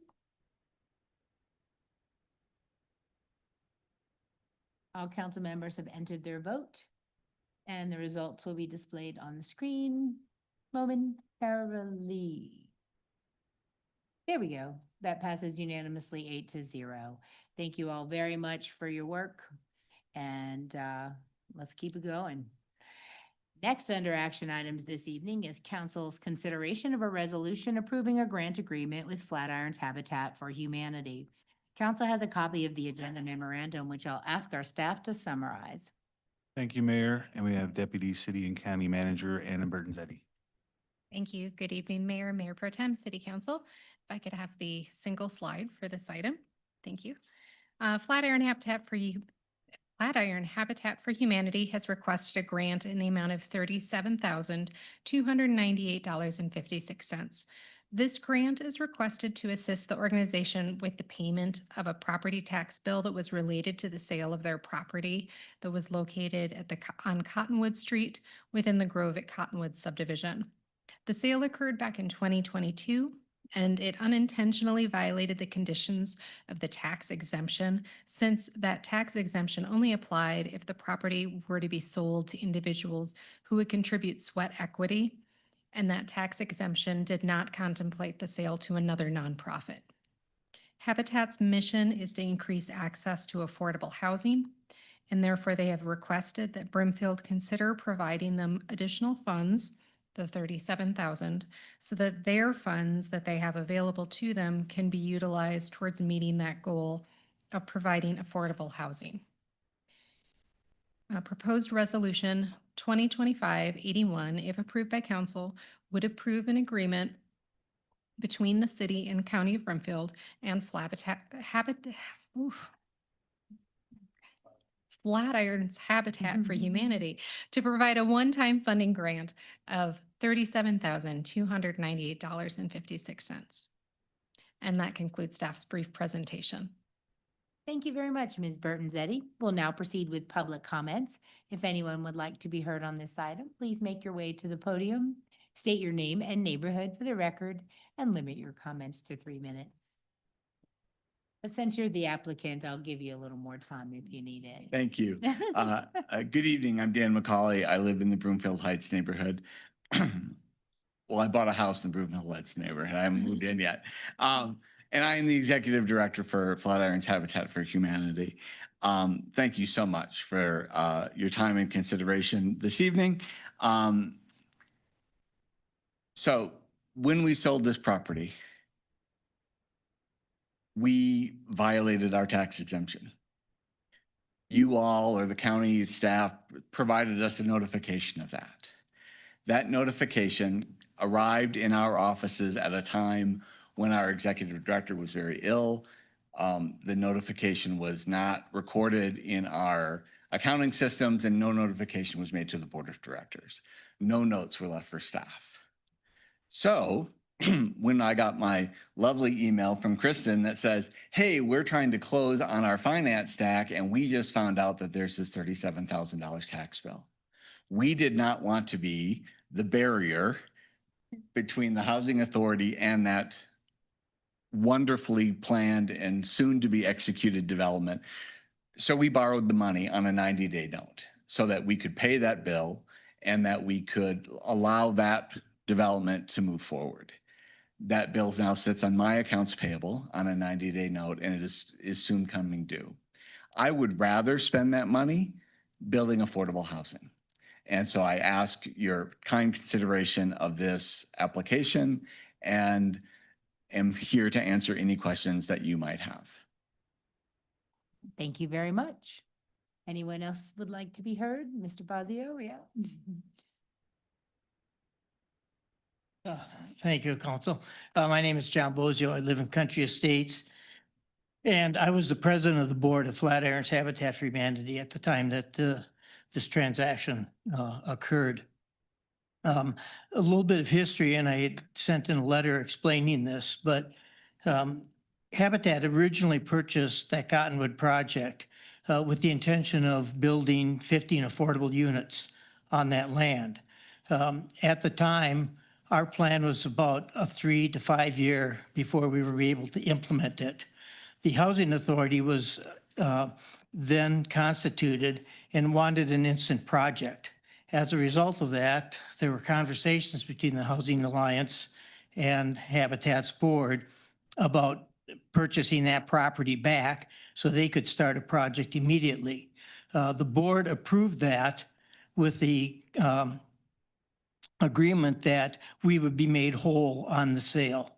And unfortunately, in my opinion, because of a poorly written state law that doesn't allow a nonprofit to sell to another nonprofit housing authority, we were blindsided by a tax bill. Had we known about this, I can guarantee you that the board would have only approved the sale with that $37,000 included and had the housing authority pay for it up front, as opposed to our ask to get that reimbursed to Flatirons Habitat now. Thank you. Thank you, Mr. Bozio. Appreciate the clarification and the representation. Would anyone else like to be heard?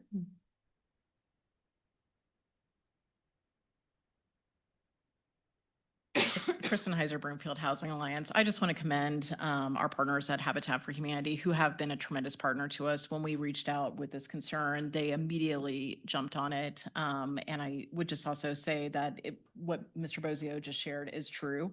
If we had all been aware of this back then, we would not be in this situation. We would have paid for it at the time of closing, but unfortunately that's where we're at. And this is to be able to replenish Habitat's lean operations, which is what our organizations all work with. It's just so critical for them to continue to meet their mission in the region. And we're very excited for the future of Habitat for Humanity here in Broomfield. They have big plans as they are getting resettled with their new leadership. And I just think there's tremendous opportunity for us looking forward as they bring on the modular housing factory. That's a great opportunity for us. We're in conversations about housing opportunities to do homeownership here in Broomfield. And so it's an opportunity to help make them stand strong alongside all of us so we can do this work together. Thank you. Thank you very much. Anyone else? All right, we'll go to questions from council next. Does any member of council have any questions on this item? Councilmember Lim. In the memo, it looks like the staff is proposing that difference in property tax be supplemented for the next 10 years? Is that what I'm seeing in the financials at the end? Councilmember Lim, this is a one-time grant, so I'm sorry if there's a miscommunication in the memorandum. If you could point that out. But this is a one-time grant amount of $37,298.56 that would be payable to Flatiron Habitat for Humanity. I got it that time. Okay. I must have misinterpreted something. Okay, I guess I misinterpreted something. And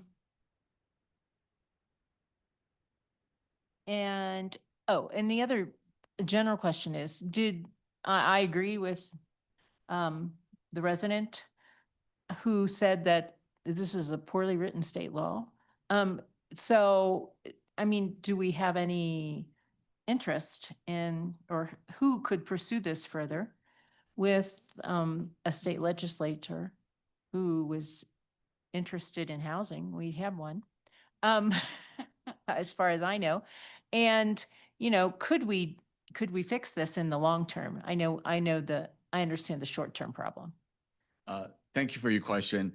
Habitat for Humanity has been for some time and continues to lean in to the role of advocacy, knowing that if we were to try to build ourselves out of an affordable housing crisis, it's a 1,000-year problem. I will take your question. I will bring it to Habitat Colorado, who advocates on behalf of all Habitat affiliates in the state for legislative change. Okay, thank you. Thank you very much. Mayor Pro Tem?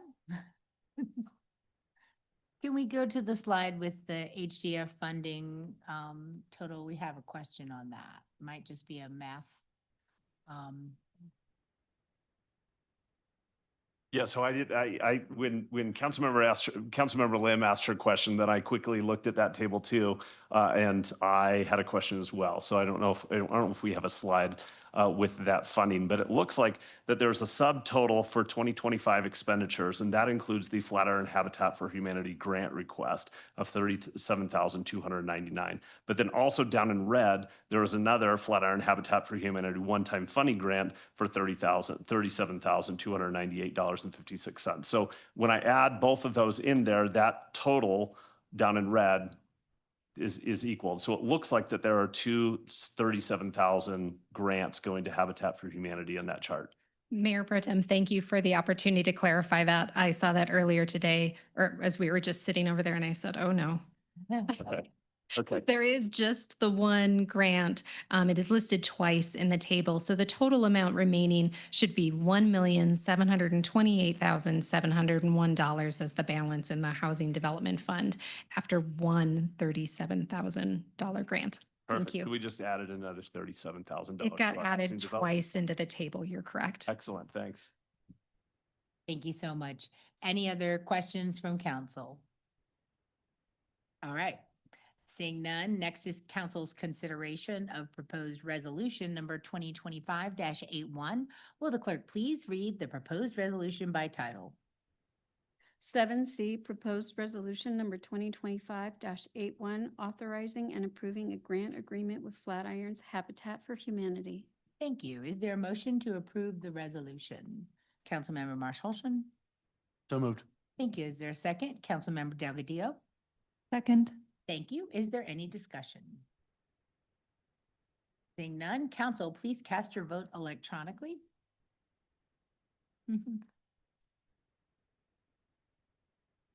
There we go. All council members have entered their vote and the results are displayed on the screen. That passes unanimously 8-0. Thank you very much. The final item under action items this evening is council's consideration of a resolution authorizing the submittal of the 2025 through 2029 Broomfield Consolidated Plan and the 2025 Action Plan for the Home and CDBG funds. Council has a copy of the agenda memorandum, which I'll ask our staff to summarize. Thank you, Mayor. And we get round two with Sharon Tessier. Thank you so much. I appreciate, again, has turned into like a housing wow sort of event. And before I get into it, I just want to just give a little shout out to Root Policy, Lucy McGee, who's here as my phone a friend, and they are responsible for doing a lot of the research that is the consolidated plan, the 5 years, and then our first annual action plan. So next slide, please. So the U.S. Department of Housing and Urban Development, affectionately known as HUD, designates municipalities as eligible entitlement communities in order to receive yearly funding that supports people with incomes of up to 80% of the area median income. Broomfield receives both home dollars and community development block grant dollars as part of this entitlement. The Home Investment Partnership Program, known as HOME, is a federal allocation that Broomfield receives a portion of for being in the Boulder-Broomfield Regional Consortium that consists of, I'm just going to keep it short, the City of Boulder, the County of Boulder, and most of the cities in Boulder County, -3, I think. And the yearly allocation that we receive in home funds is approximately $110,000. And the home dollars go to support the tenant-based rental assistance program that we've discussed earlier. The CDBG dollars, or the Community Development Block Grant dollars, we receive approximately $250,000 each year. And we have consistently used those dollars to support both our home rehabilitation program and our paint-a-thon, which both for homeowners. The paint-a-thon is specific to senior homeowners, where the home rehabilitation is for any homeowner up to 80% AMI. And we also utilize those funds for some of our small business micro grants and loans to support community, to support the small business in either employment or expanding services. All right, next slide. So in order to receive those grants from US, a combination, so we had to put together the consolidated plan. And we've been doing this since 2006 when we first became a consortium member. So HUD requires that any consortium or any municipality who is part of their allocation put together a 5-year consolidated plan. And it's a combination of data, community outreach, and surveys, and just diving into each of the communities. And within that 5-year consolidated plan, the annual action plan kind of feeds off of what is said in the 5-year consolidated plan, but the annual action plan is the plan that gets to those goals that are outlined in the 5-year plan, if that makes sense. So 2 of those are required. So next slide.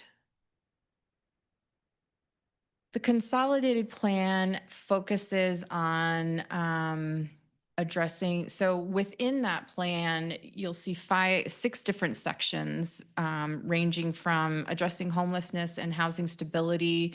It includes a housing needs assessment. And luckily for us, Root, I think, did the housing needs assessments for each of the municipalities, in addition to not only for the consolidated plan, but for our housing needs assessment in 2023. Just an FYI, I was using 2021 data, but it was done in 2023. A housing market analysis is also needed, a non-housing development, so capital improvement or small business, broadband needs of low and moderate income households, and hazard mitigation, which include lead, radon, or looking at drought and severe weather conditions. And the annual, this is the, yes, the annual action plan details specific programs and funding allocations for each year to implement strategies outlined in the consolidated plan. Next slide, please. So I accidentally put my slides in a different order or something. I don't know what happened, but I'm going to talk a little bit about CDBG dollars, the intention behind those, and what we utilize them for, which I did mention, the home rehab. So there's only 3 ways you can use those funds. It's to revitalize neighborhoods, expand affordable housing, and improve community facilities. And so acquisition of real property, relocation and demolition, rehab, construction of public facilities, energy conservation and renewables, public services, economic development via job creation and retention, and administrative purposes. The yearly allocation this year is $284,000. So we consistently, and that's pretty much why Broomfield is utilizing the funds the way we do for our home rehab, because we receive, and I don't want to say that I'm very grateful for these fees, but we will not be able to acquire real property, relocation. It's just not enough. We don't receive enough allocation. So the best use of our dollars was spent on the home rehab and the small business. Next slide, please. I had mentioned this already. Next slide, please. So Root Policy, who, again, I mentioned earlier, and they're the ones who did the research and put the consolidated plan together and the surveys. So I'm going to talk a little bit about the results of the research. Next slide. So Root received 573 responses through the consortium, with 46% of them being completed by Broomfield. And when I was in that meeting, there were people from Boulder who would just yay, Broomfield, because, there's one thing we are is we're activated, and we knew that this was really important work. And people want to fill out those surveys. And we had over, I think it was 246 or 261 responses just from Broomfield partners. So, and 18% of those respondents in Broomfield reported that they struggled to pay rent or mortgage. Resources for the following. So there's different categories. And while this is a broad conversation, kind of outlining everything that we talked about earlier and what we'll talk about again when we do our yearly meet to council with our accomplishments and what's on the horizon. Some of these things that are lacking in the community that were mentioned were mental health care, help finding income-aligned housing, programs and activities for positive youth development, job training opportunities to build skills, and financial education management counseling. So these were some of the things that the residents and the partners were saying we wish we had more of. Next slide. Over the entire region, cost burden has filtered into higher income brackets over time. So for example, 5 years ago, and it's almost like you can say before COVID, BC, right? It's the new BC, I think. There were people who, most of the people who were cost burdened were earned maybe up to 50% of the AMI. Today, people who are cost burdened the way they were 5 years ago are creeping into the 80% AMI. So, for example, you cannot find a one-bedroom apartment. The average one-bedroom apartment in Broomfield is $2,300. So that's where you're starting to see a lot of disparity. We don't have as much poverty, and the calculations that we receive from CDBG and home are based on population and poverty. So while we don't have the poverty, we do have a lot of cost burdenship. And I am also in touch with Congress to see if we can get that changed, because it will take an act of Congress to change that formula to bring back to the cost of living. So buckle up, right? Next slide. What we found was that 50% of all renters in Broomfield earning up to 80% are cost burdened. And gaps in home ownership are increasing for lower and middle income earners, meaning that that starter home that was once available, I think that we talked about earlier, just isn't there anymore. And you'll notice too, just coming up, is that a lot of the inclusionary housing ordinance, what the developers are bringing in are the townhomes that are at already like a lower price. So you're starting to see like $400,000, $500,000 townhomes, like our starter homes. And then you pair that with maybe our down payment assistance program, which we just closed our fourth sale. So it's working, but there's still a major gap, and that's the variety of housing types. All of the starter homes are now pushed up to, $500,000, $600,000. So we're trying to address that. So no surprise there. Next slide, please. This just shows, since 2023, not since, but at the 2023 time, it has the number of renters, the number of affordable homes, and then that gap. And it's just illustrative of the gaps you're seeing are starting to grow. Again, no surprise. Next step. Community engagement and the focus groups. So the housing gaps for vulnerable populations, low-income families, individuals with eviction records or criminal histories, seniors, undocumented immigrants, and survivors of domestic violence face significant barriers to accessing affordable, stable housing. And our public health team uses the word quality, and I do want to add that because it's quality housing is safe and kept up housing that we are, which is important to notice. So we're seeing the housing gap, and Mr. Dormish also talked about that for the most vulnerable. The other three things were critical housing shortages and to not feed on we should have put maybe critical affordable housing shortages, to be more clear. And the service delivery challenge. So while we have a lot of people who are moving into, let's say, from what I understand, this year or last swap season, the swap team, along with Broomfield partners, had housed 27 of the people who were in swap, which is huge. Right. And so the challenge is keeping them housed and making sure that they have the services available. And we're also noticing that, those who are working at our Broomfield Fish, at Habitat, at Housing Alliance have a living wage that they can actually afford to be providing the assistance that is needed. And then the barriers to long-term stability.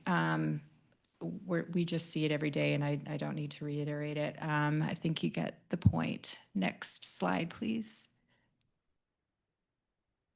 So the consolidated plan goals is the Housing Division proposes to continue to use the funds for the home rehab and the Paint-A-Thon programs administered by Brothers Redevelopment.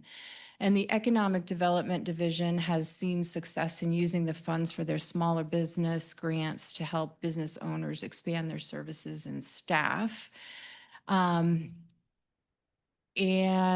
you can see, I love how Root took this and 1 year, they kind of broke it down to how the funding is being spent, and then over 5 years, and then the percentage of that 5-year fund. which is something that we've been doing since 2006. Next slide, please. So we also propose that the home dollars be spent continuing to supply the funding for the tenant-based rental assistance program. So in short, the home ownership program, economic development program, and the programs and the costs associated with admin and CDBG funds. Next slide, please. And this also counts as the public comment period for the consolidated plan. And to date, we did not receive any comments from the public, but I also want to put it up here in case, because the public comment runs through, I believe, June 17th. Just here's the information for people to send their comments. And that concludes staff's report. Thank you so much, Ms. Tessier. I really appreciate just watching the progression of everything that you've done. And I'm just to give you a real life example of how those community development block grant funds and the Brothers Redevelopment Program helps our residents stay in their homes. I was at the Military Appreciation Month senior luncheon on Friday. And one of our senior veterans, because we were honoring our veteran residents, approached me because he'd heard that we had an assistance program, and his water heater went out and they couldn't afford to replace it. So I gave him my card. He called that same afternoon and we were able to assist him in getting funds to keep him in his home and replace his hot water heater. Simple things like that really take a burden off of people. So just testimonial. We will take public comments on this. So if anyone would like to be heard, make your way to the podium. Seeing none, we'll go to council questions next. Does any member of council have any questions? Councilmember Cohen. Thank you, Mayor. Not to put a damper on things, but I think the big bad bill that the House has passed has something like a 40% cut to HUD funding. And that includes things like FHA loans for first-time home buyers and Section 8 housing and the home program. So this is for 2025 budget. Presumably that'll stay, but as far as we know, but for 2026, what's the plan, assuming that these funds will go away or potentially could go away? I think that's the key word, is potential. I don't know a senator or a congressperson right now that could look at their constituents and say that this funding hasn't done really great things. I could be wrong, but I think every state utilizes these federal fundings for programs just like this. We'll see where it goes. I am hopeful. It's called the skinny bill, and we're skinny enough. we don't have any fat to trim, and I think with efforts to ensure that these efforts don't get cut, but the reality is they could.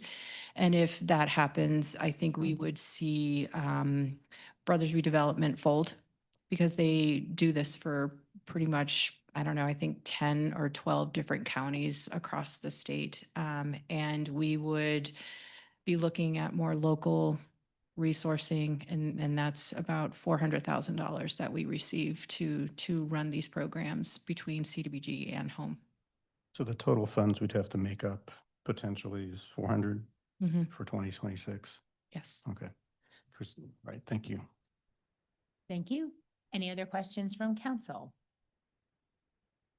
None? Okay, next is council's consideration of proposed resolution number 2025-67. Will the clerk please read the proposed resolution by title?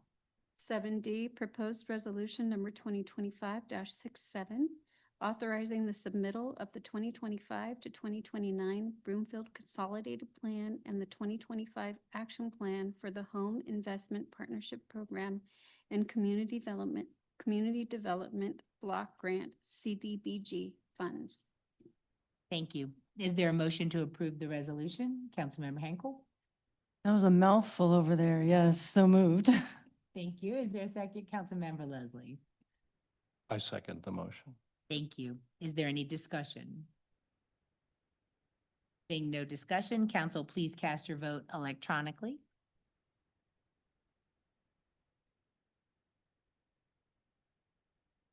Councilmember Anderson has left the meeting, so she's absent. All council members have entered their vote, and the results will be displayed on the screen. That passes 7-0 unanimously. Thank you very much, Ms. Tessier. There are no mayor or council member requests for future action this evening. Is there any other business to come before the council from my colleagues or staff? All right, there being no further business, the business meeting is adjourned. Thank you all and good night.